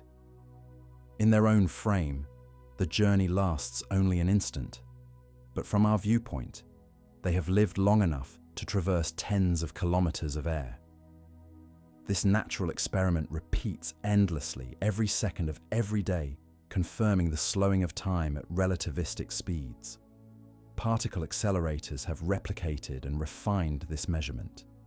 In circular storage rings, muons are kept in motion at nearly light speed, completing millions of laps before decaying. Instruments measure their lifetime with exquisite accuracy. Each result matches Einstein's predictions to within fractions of a percent. The same equations that describe orbiting satellites and falling clocks also govern the lives of subatomic particles. From the vast to the minute, time dilation remains constant and universal in its relativity. These cosmic and laboratory observations reveal a profound truth. The universe does not have one clock, but countless ones, each following its own pace. On the scale of human life, the differences are small, but across astronomical distances or near massive bodies, they become immense. A photon escaping from a neutron star loses energy as it climbs out of the gravitational well, its wavelength stretched by time itself. To us, that stretching appears as a redshift, a visible signature of gravity's influence on the flow of time. Astronomers have long relied on this phenomenon to study the cosmos. Light from distant galaxies and quasars arrives at Earth already altered by the expansion of space and the curvature of time along its journey. The deeper the source lies in a gravitational field, the more its light is shifted. Every redshifted spectrum recorded in an observatory is a trace of time dilation written in the color of starlight. When we look up at the night sky, we are not merely seeing space. We are looking into a mosaic of different temporal realities. A star orbiting close to a black hole experiences seconds that correspond to minutes or hours for an observer on Earth. A photon traveling between galaxies moves through regions where time itself stretches and contracts. Even the cosmic microwave background, the afterglow of the Big Bang, carries evidence of how the universe's expansion has stretched time for nearly 14 billion years. Einstein's insight had reached far beyond equations. It became a way to read the universe. Time dilation is no longer an abstract prediction. It is a measurable property of the cosmos, confirmed by every experiment and observation. Whether in a particle's fleeting life or a satellite's steady orbit, time proves itself to be a flexible dimension, responding to motion, gravity, and the shape of space-time itself. Yet relativity's reach does not end with satellites and cosmic rays. The next frontier lies at the smallest scales of precision. Within laboratories where scientists compare clocks separated by only centimeters. In these experiments, gravity's influence on time becomes visible not across galaxies but across a table, the deeper we look, the clearer it becomes that universal time is a myth. Even the difference between a desk and the floor beneath it contains a measurable distortion in the flow of seconds. As experiments ventured beyond rockets and satellites, scientists began asking a subtler question: just how small a distance is needed before the difference in time becomes measurable? Could relativity, which governs galaxies and black holes, also make itself known across the height of a human being? The answer arrived not from astronomy, but from metrology, the science of precise measurement. By the start of the 21st century, atomic clocks had become so accurate that they could detect changes in time caused by differences in elevation of less than a meter. These instruments no longer relied solely on cesium atoms, which defined the second since 1967, but on new technologies known as optical lattice clocks. Instead of counting microwave oscillations, these devices measured the much faster vibrations of atoms such as strontium or ytterbium trapped in grids of laser light. Their precision reached 18 decimal places, accurate enough that they would lose or gain only a second over the entire age of the universe. In 2010, a team at the National Institute of Standards and Technology in Boulder, Colorado, used 2 aluminum ion clocks to test Einstein's prediction of gravitational time dilation over a vertical separation of just 30 centimeters. The result confirmed relativity perfectly. The higher clock ticked faster than the lower one by a few parts in 10 to the power of 16. Time flowed measurably faster on the tabletop than on the floor beneath it. The difference, though unimaginably small, was real, a direct consequence of gravity's grip on time. 8 years later, physicists at the Joint Institute for Laboratory Astrophysics improved upon this result using strontium optical lattice clocks.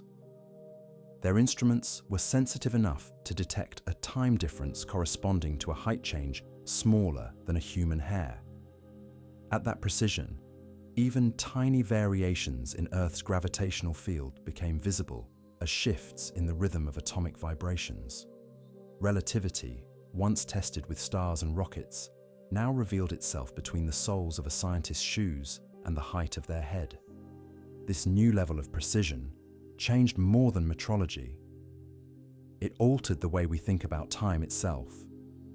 The difference between now at one height and now a few centimeters above it is not zero.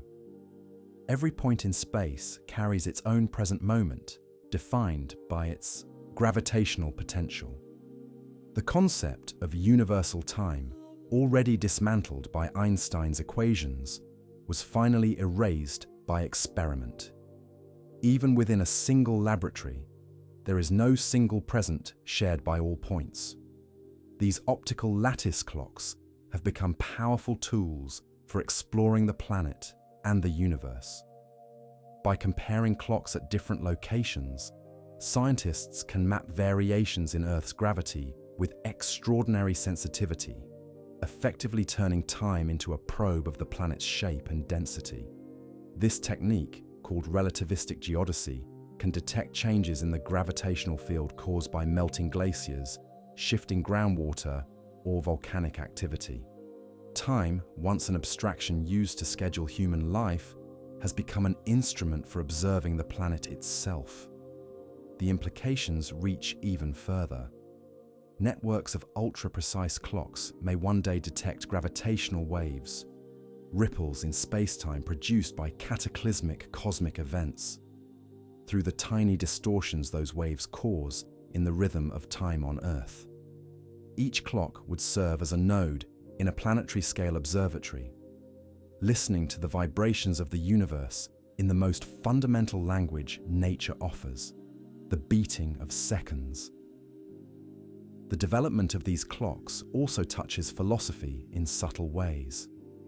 When Einstein spoke of relativity, he was describing a universe where time depends on motion and gravity, but he likely did not imagine that humanity would one day build instruments capable of watching that dependency unfold across mere centimeters. Each improvement in precision has deepened the truth of his insight. Time does not simply flow, it varies with position, energy, and the geometry of spacetime. In the laboratory, this means that two researchers standing side by side, but at slightly different heights, experience the passing of time at slightly different rates. The effect is unimaginably small, but it is there. Over billions of years, it would amount to measurable differences in aging. What was once the domain of thought experiments has become a quantifiable feature of reality. These advances mark a turning point. The same principles that govern the orbit of a satellite or the event horizon of a black hole can now be verified across the length of a human arm. The universality of relativity lies not in a shared cosmic clock, but in the consistency of its laws at every scale. Time's variability is as real in a laboratory as it is near the edge of a star. From ancient sundials to cesium fountains and optical lattices, the pursuit of precision has led humanity to an unexpected conclusion. There is no single beat that unites the cosmos. Every observer, every particle, and every clock tells a slightly different story of duration. And yet, all these stories fit together in perfect harmony, governed by the same equations that Einstein first wrote more than a century ago. But the story of time is not finished. Even as our instruments confirm relativity's predictions to astonishing precision, mysteries remain. What happens to time at the boundary between relativity and quantum mechanics? The scale of atoms, where probability replaces certainty. Could time itself be an emergent phenomenon, a consequence of deeper laws not yet known?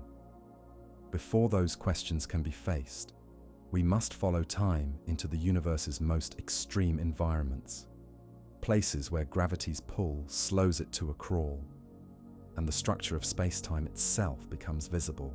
The cosmic clock, ticking differently everywhere, finds its most dramatic expression in the regions surrounding black holes and neutron stars. There, the curvature of time becomes something we can see, measure, and, through observation, begin to understand. If the laboratory has shown that time can shift across centimeters, the cosmos reveals how it can stretch across light years. In the depths of space, where gravity and motion reach unimaginable extremes, the relativity of time ceases to be subtle. It becomes visible in the very fabric of the universe. Each star, each orbiting body, each beam of light carries within it a record of how time has flowed in its corner of space-time. The Milky Way alone offers hundreds of natural experiments.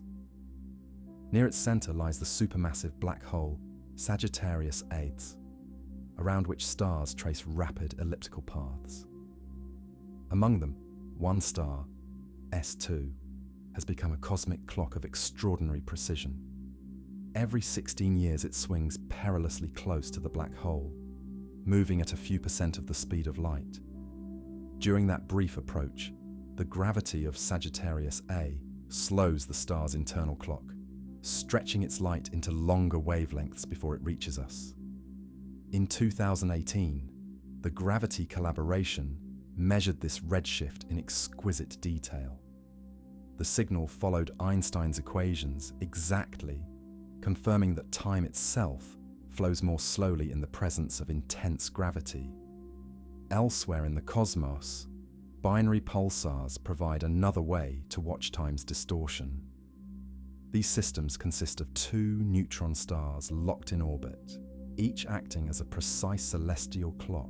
As they whirl around one another, their pulses reach Earth at slightly different intervals, delayed by the curvature of spacetime and the gravitational redshift of their immense masses. Decades of timing these pulses have revealed that their orbits shrink over time as they radiate energy in the form of gravitational waves, a loss that perfectly matches general relativity's predictions. The rhythm of their ticking proves that time and space are not separate entities, but aspects of one continuum that can bend, twist, and radiate energy. Black holes push this relationship to its limit.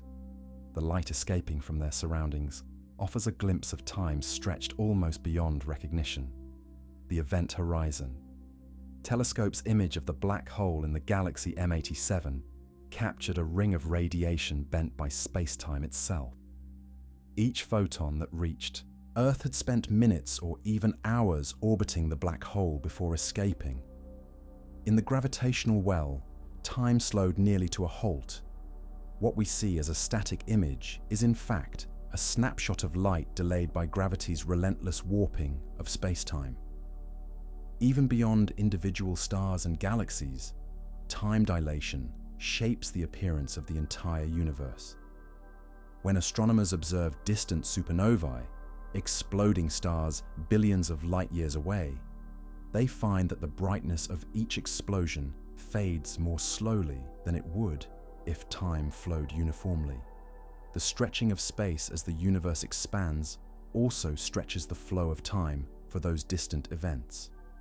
A supernova that would appear to last 2 weeks nearby can appear to last nearly 3 when seen billions of light years away. The cosmos itself slows the pace of its distant past. These observations confirm that time's variability is not confined to specific regions or special conditions. It pervades the entire universe. The deeper we look into space, the further back we see in time, because light takes years, centuries, and millennia to reach us. But relativity adds another layer. Even as we peer into that past, we see time flowing differently for the distant galaxies than it does for us now. The universe is not synchronized. It is a symphony of clocks, each playing its own tempo according to the local shape of space-time. Every modern telescope, in some sense, is a time machine built on Einstein's insight. Observing the cosmos means comparing our own clock with those scattered across billions of light years. The red shifts of galaxies, the timing of pulsars, the interference patterns of gravitational waves, all are measures of how time has been stretched and slowed across the universe. This understanding has practical consequences as well as philosophical ones. The precise modeling of time dilation is essential for the navigation of deep space missions. When spacecraft communicate with Earth from distant planets, their radio signals must be corrected for both special and general relativity.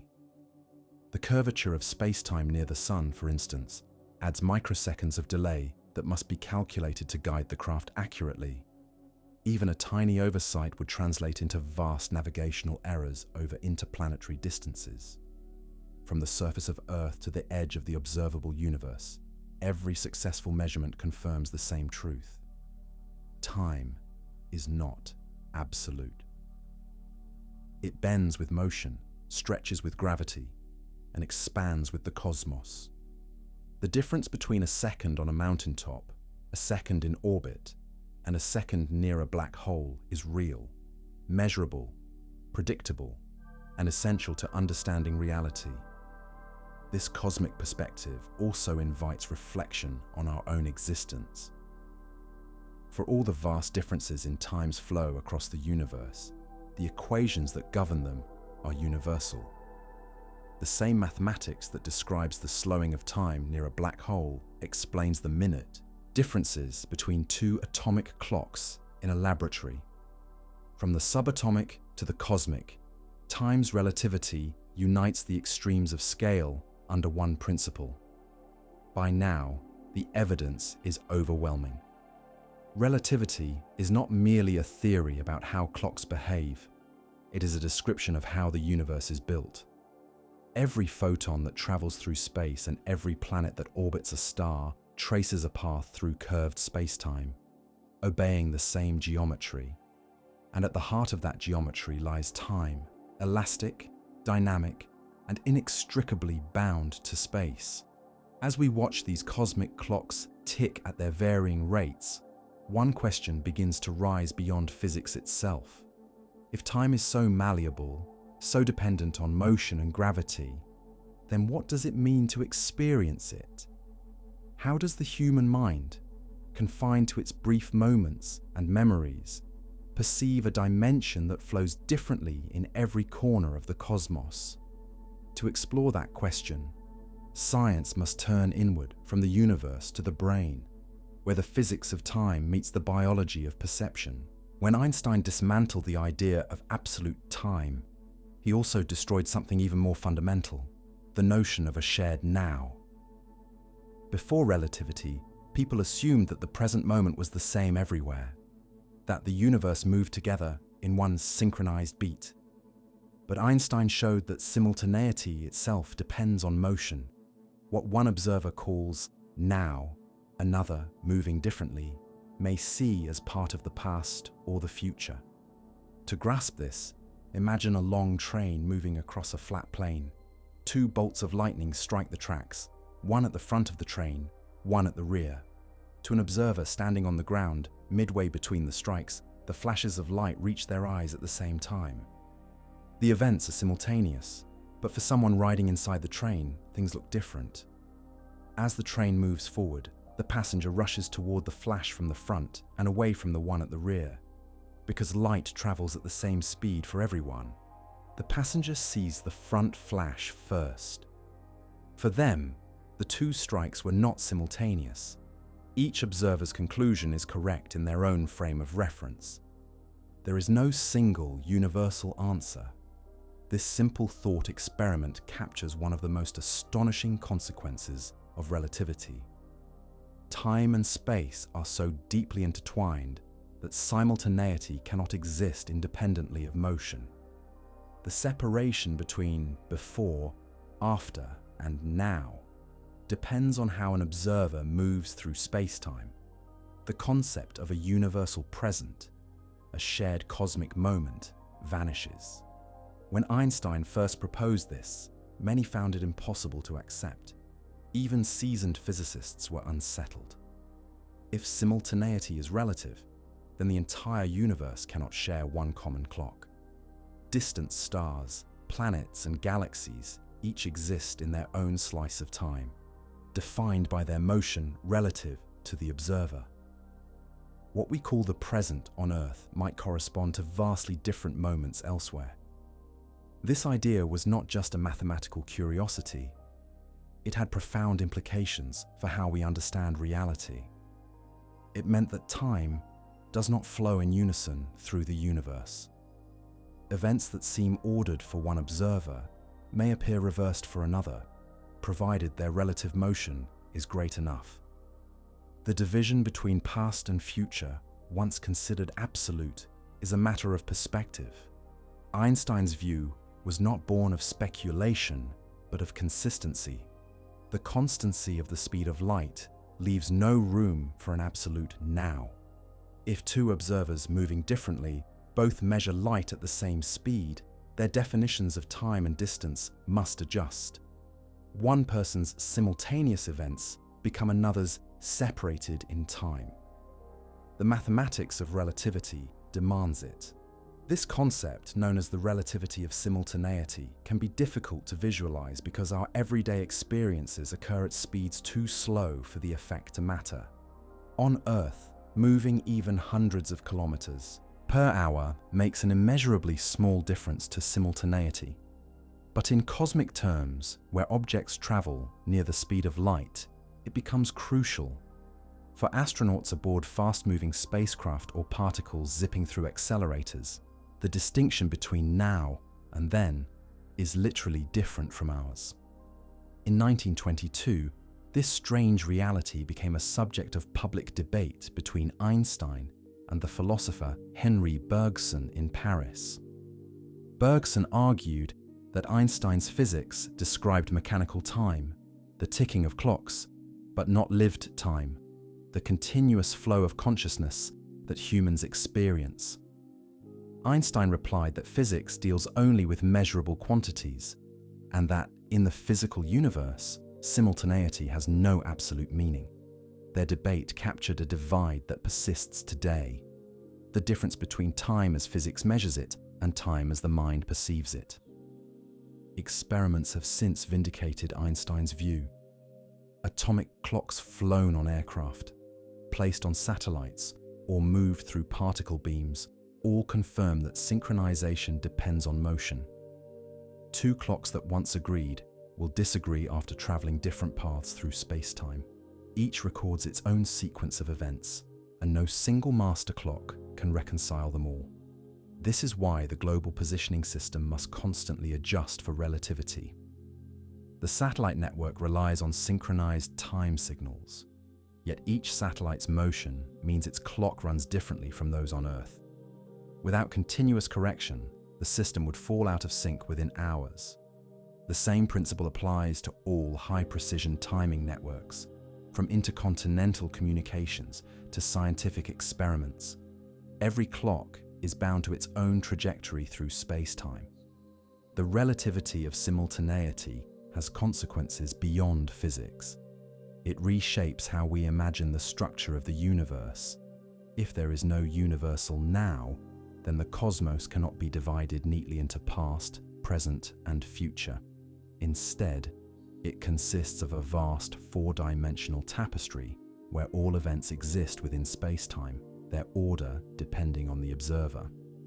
In this view, time is not something that flows, but something that is, a dimension as real as length, width, and height. This idea, sometimes called the block universe, describes reality as a complete structure where every moment, past and future, coexists. The sensation of time's passage arises not because the universe evolves, but because our consciousness moves along its own line within this block. Relativity does not prove that this interpretation is the final truth, but it makes the concept of an objective present untenable. The laws of physics are the same everywhere, yet what is now depends entirely on where and how one is moving. For those who first encountered this notion, it was deeply unsettling. Philosophers wrestled with its implications, theologians questioned its impact on causality, and artists began to depict time not as a flowing river, but as a landscape. The modern understanding of simultaneity has influenced everything from science fiction to neuroscience, inspiring stories where different observers experience time in incompatible ways. In Einstein's universe, the phrase "at the same time" loses its universal meaning. Each observer carries a private clock, a private slice of space-time that cannot be synchronized perfectly with anyone else's. The end of simultaneity marks the final death of Newton's absolute time. What remains is a universe far stranger, but far more consistent, one in which time and space form an indivisible continuum, and the present moment depends entirely on the observer's journey through it. And yet, if simultaneity dissolves under motion, what happens to the notion of the same place? Space, too, is relative, stretched and compressed by velocity. The next step in Einstein's reasoning would reveal that even our measures of distance depend on time's flexibility. Where time slows, space contracts. The two are not separate fabrics, but threads of a single weave, space-time, whose shape determines everything we see and experience. The collapse of simultaneity is one of those moments in science when a simple idea reshapes everything. It is not merely a technical correction to how clocks behave. It alters what it means for events to exist together in the universe. To see how radical this is, imagine standing on Earth while a spacecraft speeds past at a significant fraction of the speed of light. To you, the engines flare, the ship flashes by, and perhaps a distant star twinkles at that same instant. You mark both events as happening now. But to the astronauts on that ship, their motion shifts what now means. In their frame, the twinkling of that star may have occurred long ago, or it may still be yet to happen. Both perspectives are equally real, both consistent, yet they disagree completely about the order of events. This is not illusion or optical trick. It is geometry. In Einstein's universe, the fabric of space-time links distances in space with intervals in time through a single relationship called the space-time interval. Two observers moving differently will slice that four-dimensional structure in distinct ways. What one calls simultaneous is, for the other, divided by seconds, minutes, or years. Just as two people can cut the same block of marble at different angles, observers in motion carve spacetime into different cross-sections of now. The most direct demonstrations of this principle come from precise timing experiments. Consider two atomic clocks placed side by side and synchronized. One remains on Earth, the other is placed aboard a high-speed aircraft or satellite. When the clocks reunite, they no longer agree. The discrepancy, measured in billionths of a second, matches exactly what relativity predicts. The motion of the traveling clock changes its relationship with spacetime, shifting its definition of simultaneity. This effect, though imperceptible to our senses, is unavoidable. Every clock carries its own map of past, present, and future. Even on human scales, we rely on relativity's corrections constantly. Without them, the precision timing required for navigation, banking, and communication would disintegrate. Signals exchanged across oceans and continents travel through networks of satellites and ground stations that all experience time differently. Engineers compensate by calculating the relative simultaneity between each device, ensuring that the world's infrastructure remains coherent in a universe where absolute synchronization is impossible. Yet the implications go beyond technology. If simultaneity depends on motion, then the familiar flow of time, the sense that one moment replaces another, becomes an artifact of perception. Relativity suggests that all events, from the birth of the solar system to tomorrow's sunrise, coexist within spacetime. Each observer moves through this landscape along their own path, intersecting particular slices of now. The order in which we experience those slices gives rise to the feeling of time passing. In reality, nothing flows.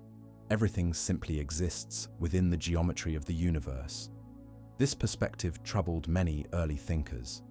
Henri Bergson, during his famous debate with Einstein, insisted that physical time could not replace lived time, the duration we feel as consciousness moves from moment to moment. Einstein did not dispute that human perception of time is real, but he maintained that physics could only describe what can be measured. In the measurable world, simultaneity does not exist. The disagreement was never resolved. It highlighted two different languages for describing reality. One belongs to physics, the other to experience. Over the decades, experiments have made Einstein's version undeniable. The Hafele Keating flights, the operation of the global positioning system, and the synchronization of space probes all confirm that simultaneity is relative. The physics works, the equations never fail. Yet philosophers and neuroscientists continue to explore how the brain maintains a coherent sense of now in a universe where now is not fundamental. Research suggests that our perception of simultaneity comes from the brain's ability to integrate sensory signals over short windows of time, a few hundred milliseconds, creating a continuous present that masks the small differences in signal arrival. Our awareness stitches together moments that, in physical reality, are not truly simultaneous. Thus, relativity and perception tell the same story from different scales. The laws of physics show that the universe does not share a single present, while the human brain creates the illusion that it does. We live inside that illusion because it is practical. It lets us act coherently in a world where light takes time to travel, and every motion changes the geometry of experience. Without this constructed sense of simultaneity, coordination and memory would collapse. Relativity, therefore, does not merely alter equations, it reshapes what the present means. The world we inhabit, of shared moments and synchronized clocks, is a human approximation layered upon a universe where such unity does not exist. Every observer occupies a different slice of space-time, defined by their motion, their gravity, and their position. There is no cosmic chorus of events happening all at once, only an intricate web of timelines, each with its own rhythm. And yet, even in this fragmented reality, patterns emerge. The geometry of space-time ensures that all observers, no matter how they move, agree on the causal structure of the universe. What can influence what? The order of cause and effect remains consistent, even though the measure of time between events may differ. In this way, relativity preserves the logic of reality while erasing its universal clock.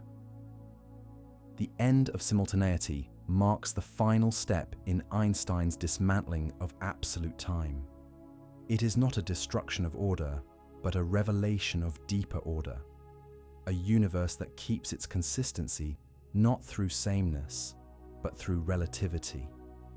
Each observer's now is valid, yet none is privileged. The world becomes a network of perspectives, each complete within itself, each part of a larger whole that transcends any single moment. From this understanding arises a profound symmetry. Just as no place in space is special, no moment in time holds a universal claim. Space and time are unified in a single fabric, and motion determines how that fabric is sliced. To see beyond simultaneity is to see the universe as it truly is, a four-dimensional continuum, silent yet exact, where the flow of time is not dictated from above, but traced individually by every moving clock, every wandering planet, and every living observer. In the chapters ahead, this realization will expand beyond geometry and measurement. Time's relativity will meet its counterpart in human consciousness, where the experience of duration, sequence, and memory takes on meaning within an unchanging space-time. As physics reveals the absence of a universal present, neuroscience begins to uncover how the mind builds one. Between them lies the bridge that connects the cosmic and the personal, the physical reality of time and the feeling of it passing. The realization that simultaneity does not exist in an absolute sense forces us to confront a strange duality.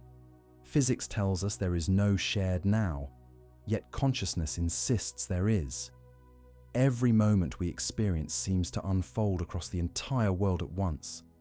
The sound of rain, the movement of clouds, the beating of our hearts. Our minds weave these sensations into a single present. But in the geometry of space-time, those events are scattered across different coordinates, separated by distances and by time. What feels unified is an act of perception.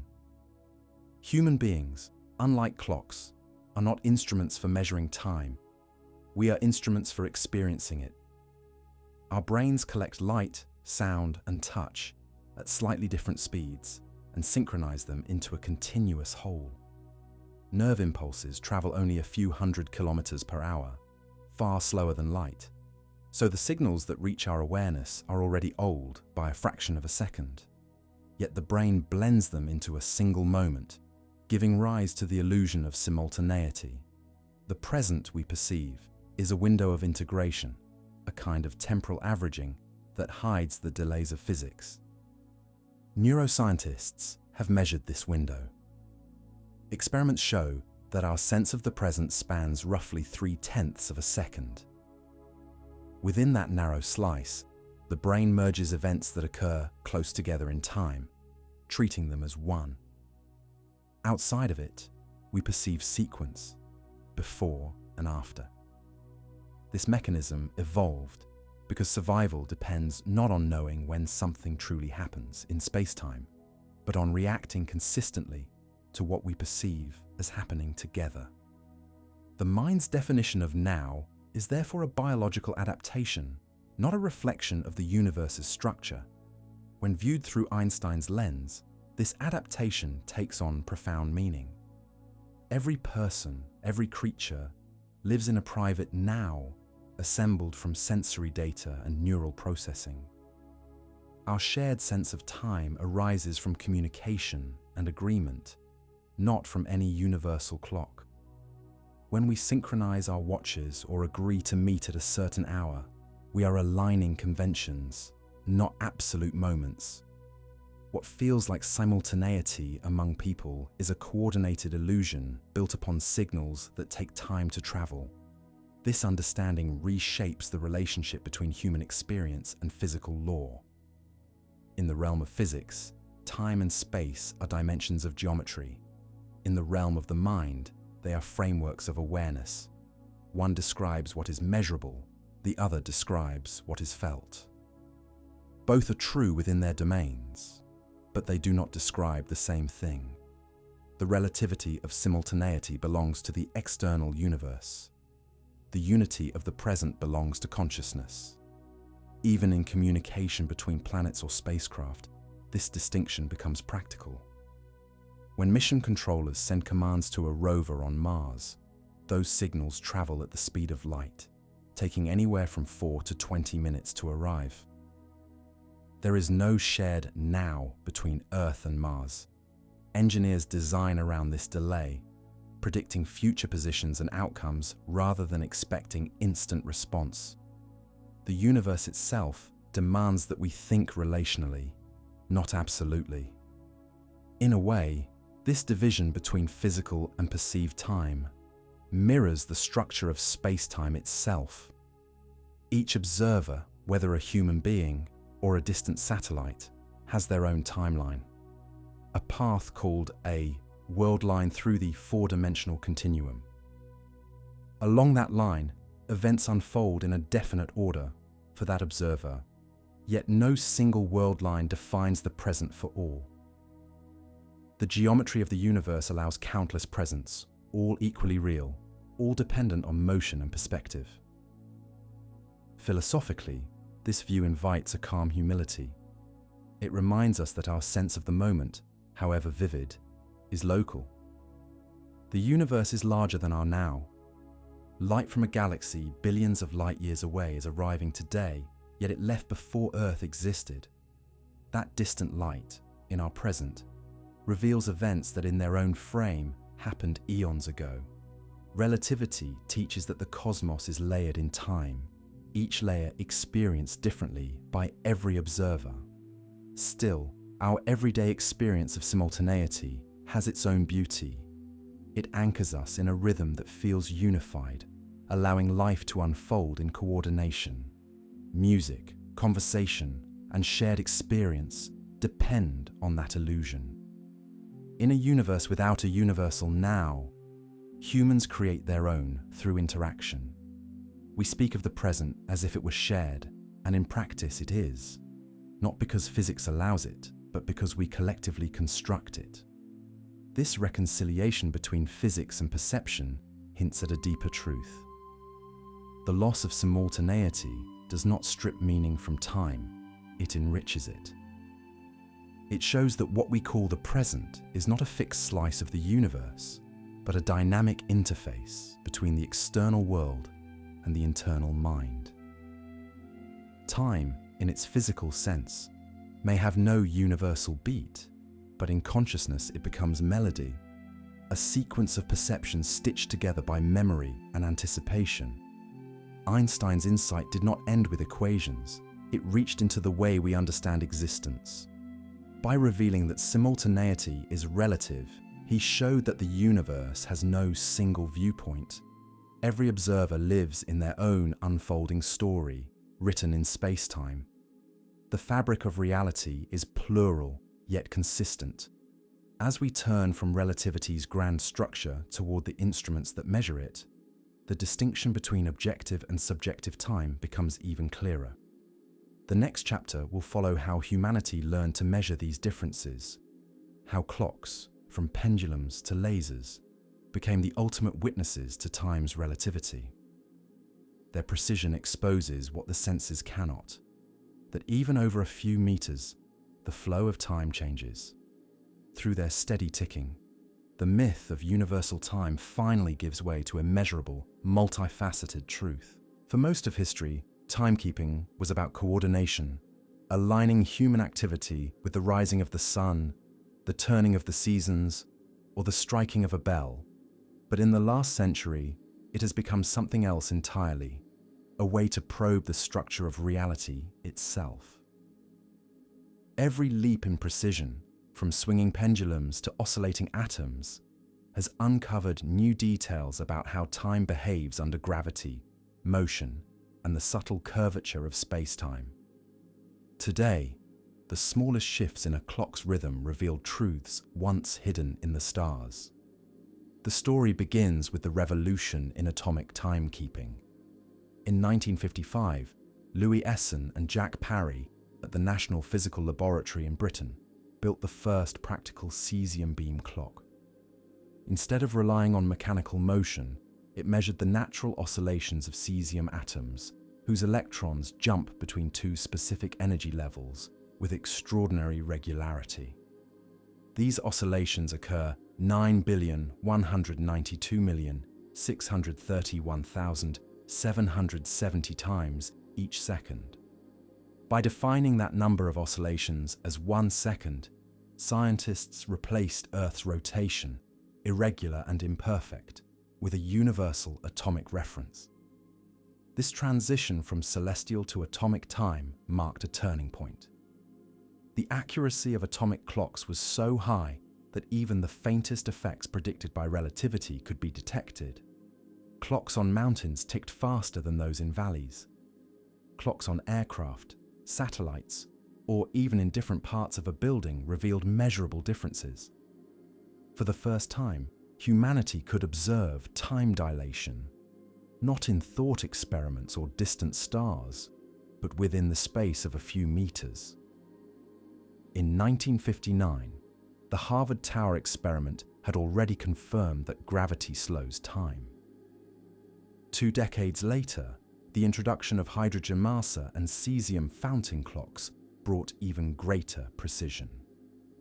By the start of the 21st century, optical clocks based on strontium, ytterbium, and aluminum ions pushed accuracy to 1 part in 10 to the power of 18, so sensitive that they could measure time differences caused by raising a clock by less than a millimeter. In 2010, scientists at the National Institute of Standards and Technology in Boulder, Colorado, compared 2 aluminum ion clocks separated by only 30 centimeters in height. Einstein's prediction held perfectly. The higher clock ran faster.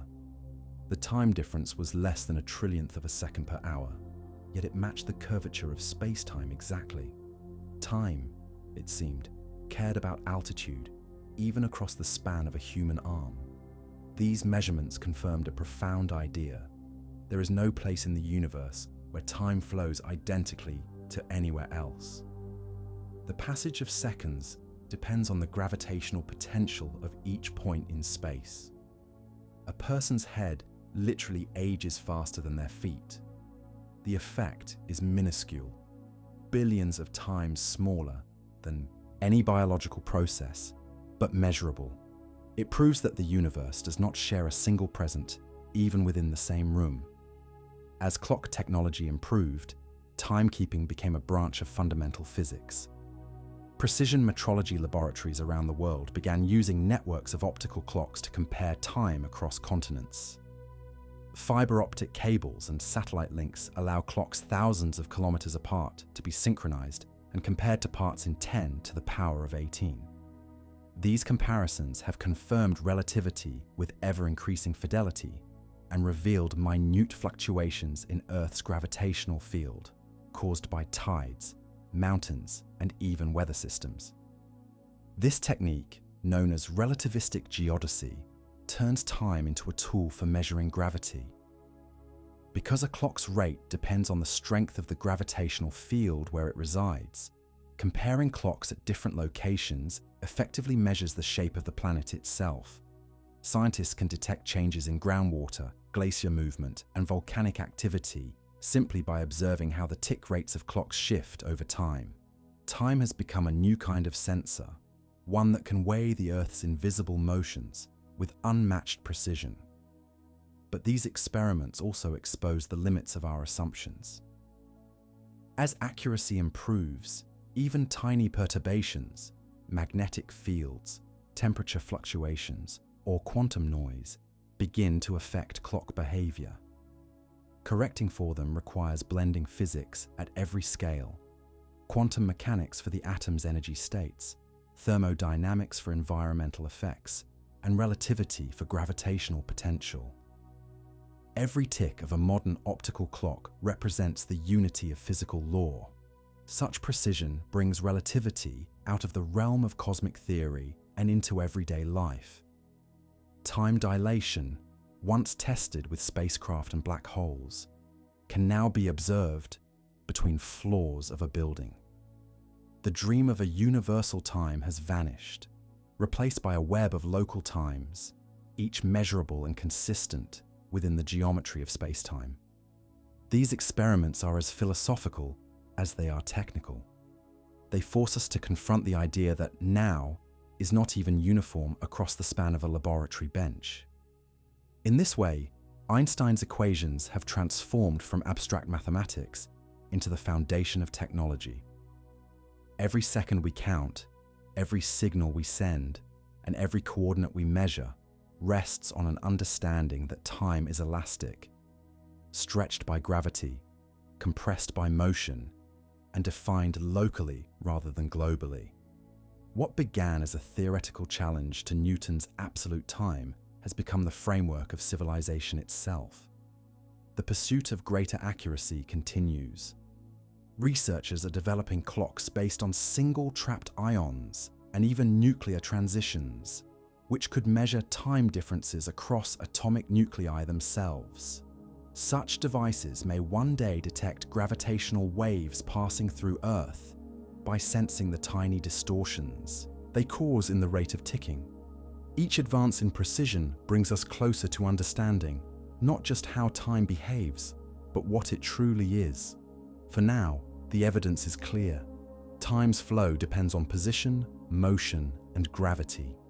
The second is no longer a universal constant, but a local experience written into space-time. Humanity's oldest invention, the clock, has become a witness to the deepest truths of the cosmos. And as we look to regions where gravity bends time to its limits, those truths grow even more extreme. Near the edges of black holes and neutron stars, where curvature becomes immense, the familiar rhythm of seconds and hours dissolves entirely. The next chapter turns there, to the frontier where time itself begins to fracture under gravity's most powerful hand. The more precisely scientists have measured time, the more they have discovered how fragile the idea of uniformity truly is. What once seemed absolute, a second, a minute, an hour, now depends on the tiniest details of motion, height, and gravity. Each improvement in timekeeping technology peels away another layer of illusion, showing that even within a single building or laboratory, space-time's curvature subtly shifts the tempo of existence. The rise of optical lattice clocks marked the beginning of this era of microscopic relativity. In these devices, thousands of neutral atoms, typically strontium or ytterbium, are trapped in a grid of laser light known as an optical lattice. Each atom vibrates between energy states at optical frequencies, about 100,000 times faster than the microwave oscillations used in cesium clocks. This speed provides extraordinary precision, allowing scientists to divide a single second into more intervals than there are seconds in the age of the universe. In 2015, a team at the Joint Institute for Laboratory Astrophysics in Boulder demonstrated that two strontium lattice clocks placed just a few centimeters apart experienced measurable gravitational time dilation. When one clock was raised slightly higher than the other, it ticked faster exactly as Einstein's equations demanded. The difference was only 1 part in 10 to the power of 18, a fraction so small that, over the lifetime of the Earth, it would amount to a few seconds. Yet the instruments were sensitive enough to detect it. This result marked the first time general relativity was confirmed not across mountains or orbits, but across a human hand's width. Gravity, which once seemed distant and grand, had been measured in its effect on time within a laboratory room. The implication was profound. Relativity is not an exotic feature of the cosmos. It is the everyday architecture of reality, always present but usually invisible. These ultra-precise clocks have also transformed geophysics and astronomy. Because a clock's rate is affected by gravitational potential, comparing two distant clocks effectively measures differences in height or mass distribution between their locations. Networks of such clocks can now detect how Earth's surface subtly rises and falls due to tides or groundwater changes. Timekeeping has become a new form of sensing, a way to map the planet through the rhythm of its own gravitational field. The precision is now so extreme that scientists are beginning to explore ways of linking clocks across continents through fiber optic cables and even through space-based systems. When clocks are synchronized to parts in 10 to the power of 18, Earth itself becomes a laboratory for relativity. Each fluctuation in a clock's frequency can reveal a change in gravitational potential equivalent to shifting its height by just a few millimeters. In practice, the planet's daily breathing, the flow of air masses, the movement of the oceans, the melting and freezing of ice, subtly changes the tick rate of clocks distributed across it. The planet's time signature is alive and dynamic. Beyond Earth, space missions use atomic clocks to maintain navigation over millions of kilometers.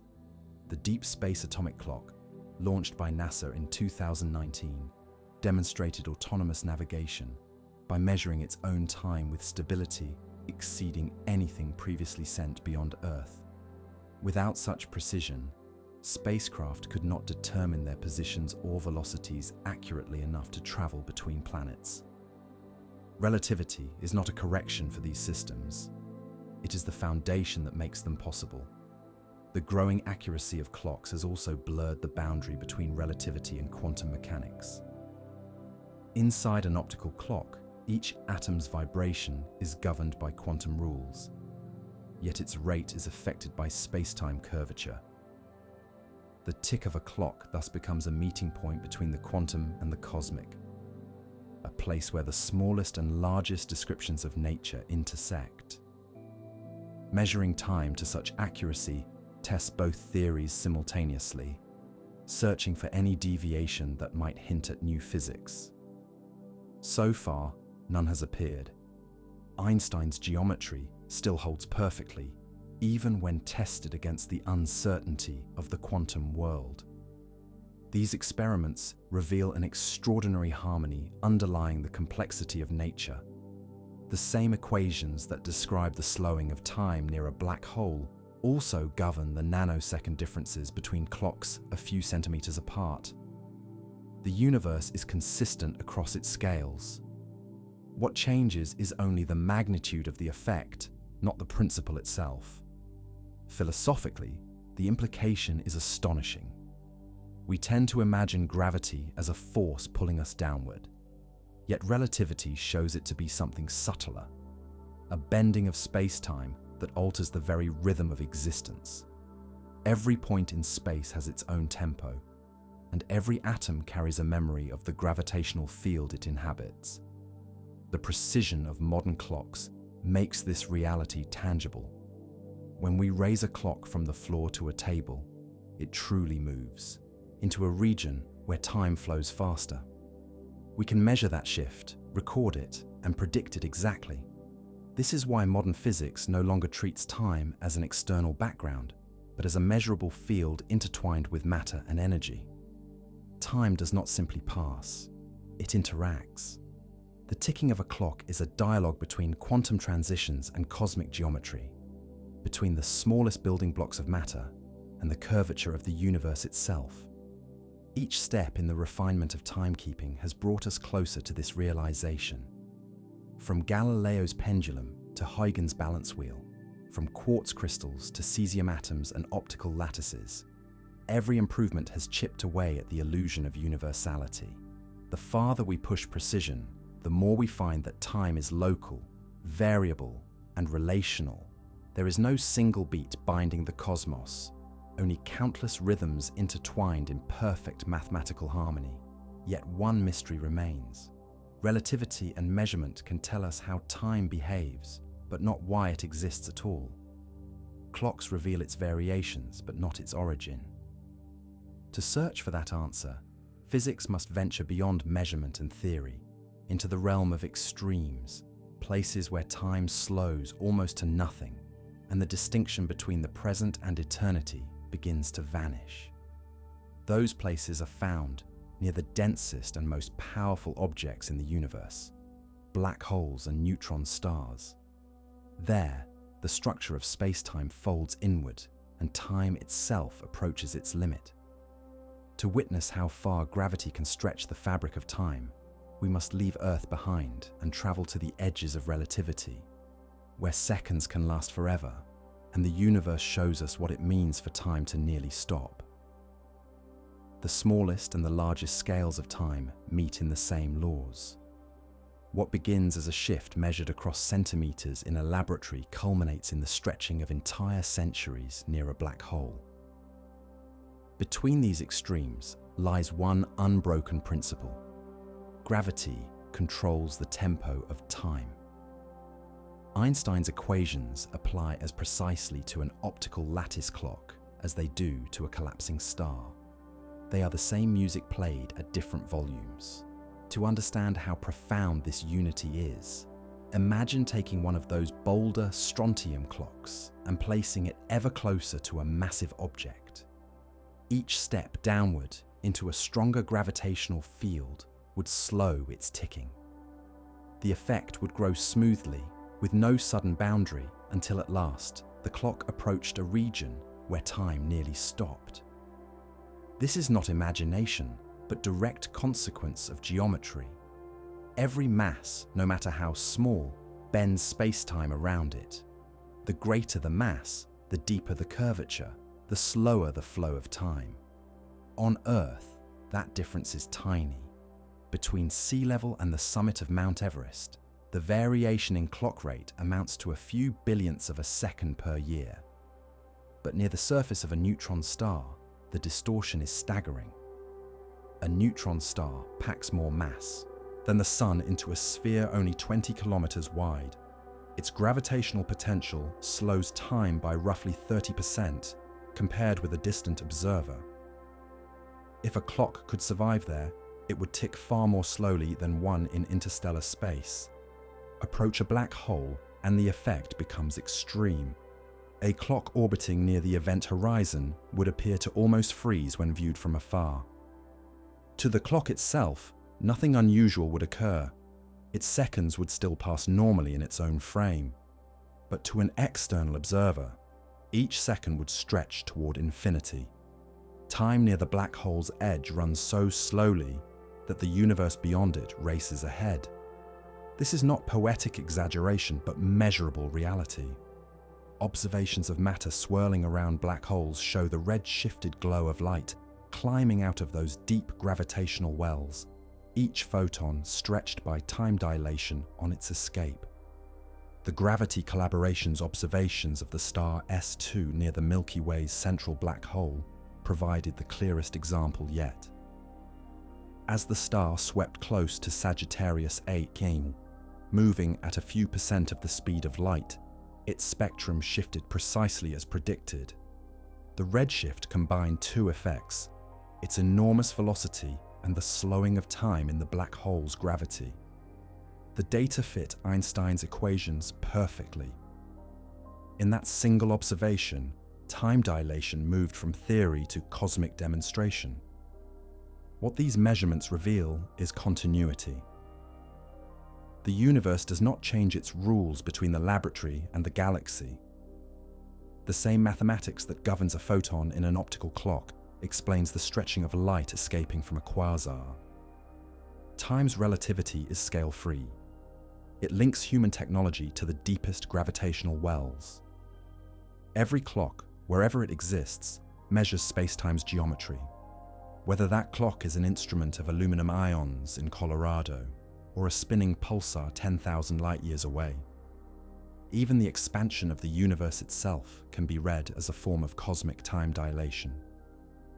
Galaxies recede from one another, and the light they emit is stretched by that expansion, its wavelength lengthened as space itself grows. The same principle that slows time near a black hole stretches the light from distant galaxies. Each photon arriving on Earth carries information not only about distance, but about how time has flowed during its journey.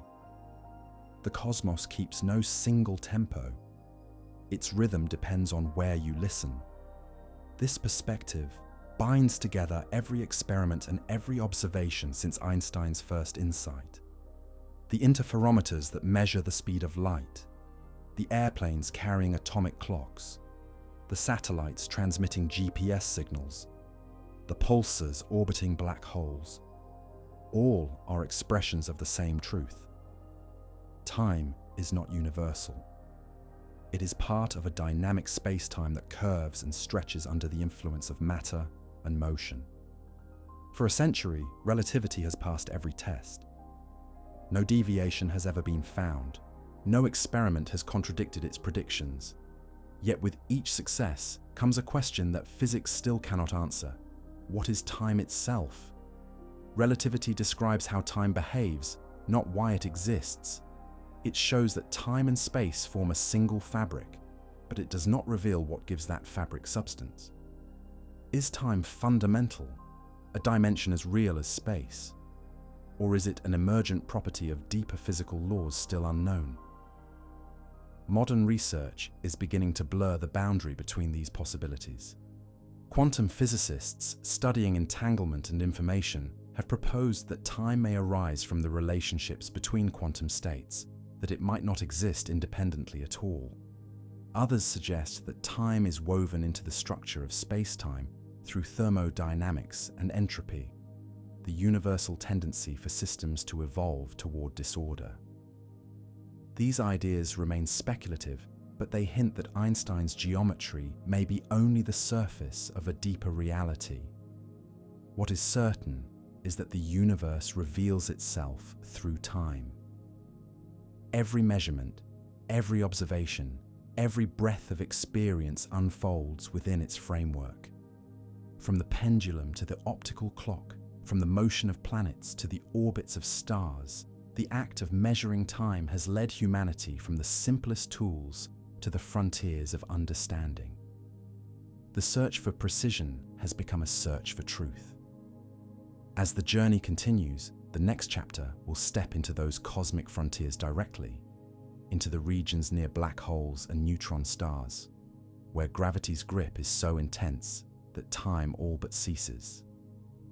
There, relativity meets its limit, and the ticking of any clock, whether made of atoms or of stars, slows to a whisper against eternity. At the edges of the universe, where gravity crushes matter into densities beyond comprehension, time itself begins to fracture. In these cosmic extremes, seconds stretch into centuries, and the distinction between motion and stillness fades. This is where Einstein's equations reach their most dramatic expression. In the neighborhoods of neutron stars and black holes, where space-time is curved so sharply that the normal rhythm of time slows almost to a halt.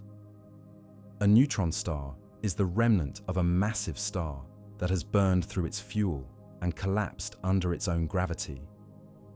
Its mass exceeds that of the Sun, yet it is compressed into a sphere barely 20 kilometers across. The matter inside is packed so tightly that a teaspoon of it would weigh billions of tons. In such conditions, gravity is so strong that time runs about 30% slower on its surface than it does far away in open space. This is not theory, but measurement. Pulsars, rotating neutron stars that emit beams of radiation like cosmic lighthouses, serve as the universe's most precise natural clocks. The steady rhythm of their pulses allows astronomers to watch how gravity alters the flow of time. In 1974, the discovery of the binary pulsar PSR B1913+16 provided one of the most stunning confirmations of general relativity. Two neutron stars, orbiting each other in a slow spiral, were observed to lose energy exactly as predicted. Through the emission of gravitational waves, ripples in the very fabric of space-time. Over the years, the pulsar's timing revealed that its orbit was shrinking precisely as Einstein's equations required. Time itself was being carried away as a wave, stretched and squeezed across the universe. Decades later, instruments like the Laser Interferometer Gravitational Wave Observatory, LIGO, captured those waves directly. The first detection, in 2015, recorded the collision of two black holes over 1 billion light-years away. For a fraction of a second, spacetime itself trembled, its geometry oscillating by less than the width of a proton. That infinitesimal vibration passing through Earth was a pulse of time made tangible. Black holes push this bending of time to its limit. These are regions where gravity has become absolute, where escape is impossible because even light cannot overcome the curvature of spacetime. From a distance, an object falling toward a black hole appears to slow and fade, its motion frozen at the event horizon, the boundary beyond which no information can return.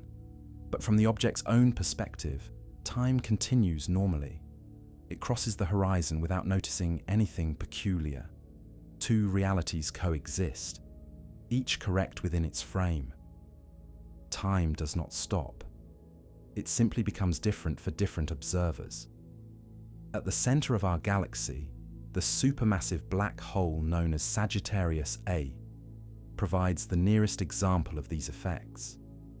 In 2018, astronomers observed a star called S2 Swing close to it at thousands of kilometers per second. The star's light stretched into longer wavelengths during its closest approach, revealing the unmistakable redshift of gravitational time dilation. Einstein's century-old prediction was confirmed again, this time in the heart of the Milky Way. Beyond that lies the Event Horizon Telescope image of the black hole in galaxy M87, captured in 2019.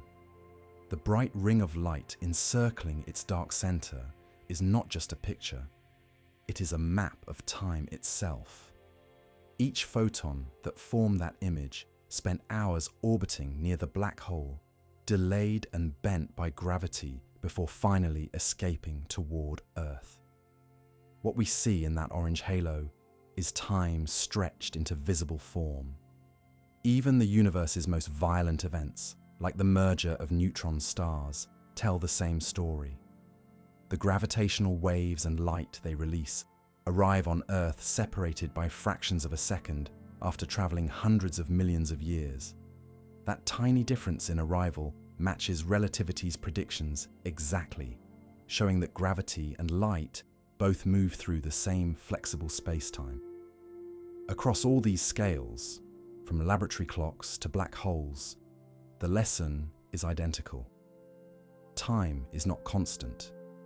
It is a property of geometry, molded by mass and motion. The deeper the gravity, the slower its flow, the faster the movement, the longer the duration stretches. Einstein's vision has proven unbreakable, surviving every test the universe can offer. And yet, at the very core of a black hole, even Einstein's equations reach their limits. They predict a singularity, a point of infinite density where space-time curves infinitely and time itself loses meaning. Physics as we know it cannot describe what happens there. To go further requires a theory that unites general relativity with the quantum rules that govern the smallest scales of reality. Until that union is achieved, the inside of a black hole and the ultimate nature of time will remain hidden beyond the event horizon.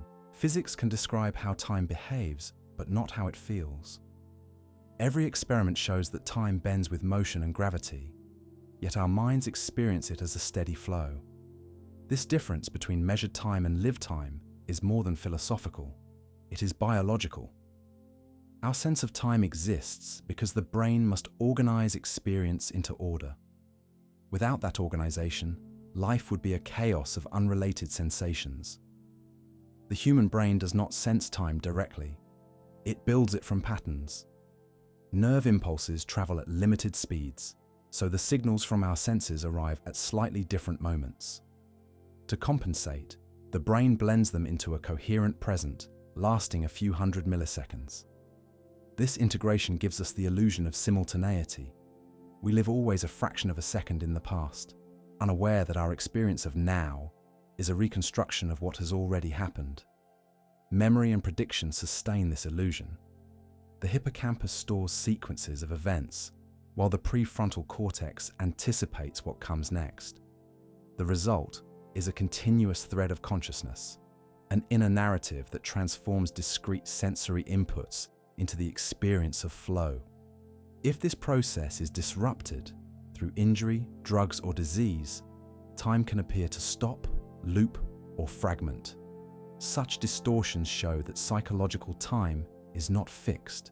It depends on the brain's coordination. Emotion alters that coordination.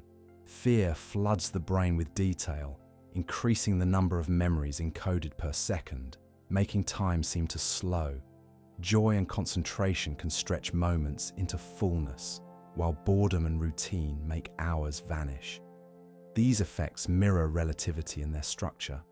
Time expands or contracts depending on conditions. Physics governs clocks. Emotion governs consciousness. Both change rate according to context. This subjectivity extends beyond individuals. Music, language, and conversation all rely on shared timing, a synchronization of minds through rhythm. When people move, sing, or speak together, their neural oscillations align, forming a temporary collective clock.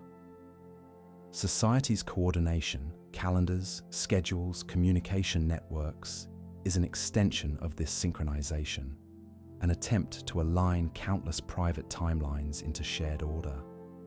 But just as relativity proves that perfect simultaneity is impossible in physics, psychology shows it is impossible in experience. Each person lives within their own subjective present. Our collective sense of now is an agreement, not a fact, a shared illusion maintained through interaction and attention. This realization unites the physical and mental sides of time. Both are relational, both depend on the observer, and neither exists independently of the systems that define them. The relativity of physics and the relativity of perception converge on a single insight. Time is not a universal flow, but a network of relationships. Einstein's spacetime connects events through geometry. The brain connects moments through memory. In both, continuity is constructed. The arrow of time, the sense that it moves forward, emerges from change itself. In physics, entropy increases. In the mind, experience accumulates. Both transformations are irreversible, and that irreversibility is what we call the passage of time. Seen this way, human consciousness becomes part of the universe's mechanism for organizing change. Each thought, each perception, each decision represents a small victory over entropy, a moment of structure in a sea of disorder. Our awareness of time may therefore be both consequence and continuation of the same physical principles that govern the stars. Einstein's discovery reshaped not only science, but the meaning of reality itself. Time, once imagined as universal and absolute, is now known to be a local phenomenon, elastic, variable, and inseparable from space. Every test confirms this truth, from the slow ticking of atomic clocks in orbit to the stretched light from stars circling black holes. The constancy of the speed of light binds the universe together, while the relativity of time gives it depth and dimension. In daily life, this understanding has become indispensable. Global navigation systems, spacecraft trajectories, and telecommunications all depend on relativity's corrections. Satellites orbiting Earth experience weaker gravity and higher speeds than clocks on the surface. Both effects alter their tick rates. Without compensating for those microsecond differences, navigation errors would accumulate by kilometers each day. The world functions because we have learned to live within a universe where time is not uniform. experiments continue to test relativity with ever-increasing precision. Optical lattice clocks now measure time so accurately that a height difference of a few centimeters changes their rate. They confirm gravitational time dilation at human scales, proving that Einstein's theory governs not just the cosmos, but the laboratory bench. Across a century of testing, no deviation has been found. Time's behavior remains exactly as relativity predicts. At the same time, physicists are pushing beyond Einstein, seeking to understand what lies beneath spacetime itself. Quantum mechanics describes a world of uncertainty and probability, where particles exist in superpositions of states. General relativity describes a continuous geometry. The next great challenge is to unite these two descriptions into a single framework, a quantum theory of gravity. In such a theory, spacetime may emerge from something more fundamental, perhaps a network of quantum entanglements or discrete units of geometry. If that future theory succeeds, it may explain why time exists at all. It could reveal whether time is continuous or composed of indivisible quanta, whether it began with the universe or has always existed, and whether its arrow, from past to future, arises naturally or only through entropy. Until then, relativity remains the most accurate description of how time behaves, if not what time is. What we know is this: time is not universal, but its laws are. Every observer measures their own duration, yet all are connected through the same geometry. The flow of seconds near a black hole, the vibration of atoms in a clock, and the rhythm of a human heartbeat all obey the same mathematical symphony. And though physics reveals that the distinction between past, present, and future may be an illusion, it is a necessary one. The experience of time gives shape to existence, allowing memory, change, and meaning to emerge. The universe may not keep a single beat, but the harmony of its countless clocks, from galaxies to neurons, forms a greater order. Einstein's legacy endures not because it erased time, but because it redefined it. Time is no longer the background of events, but their structure, no longer universal, but relational. Every clock tells its own story, yet all stories fit within the same fabric. The cosmos, in its infinite variety, is a symphony without a conductor, each rhythm unique, yet bound by the same underlying laws. In the end, that is the greatest discovery of all. The universe keeps no single beat, but it keeps perfect harmony. And within that harmony, every observer, from the smallest atom to the farthest galaxy, becomes both a measure of time and a participant in its endless relative dance.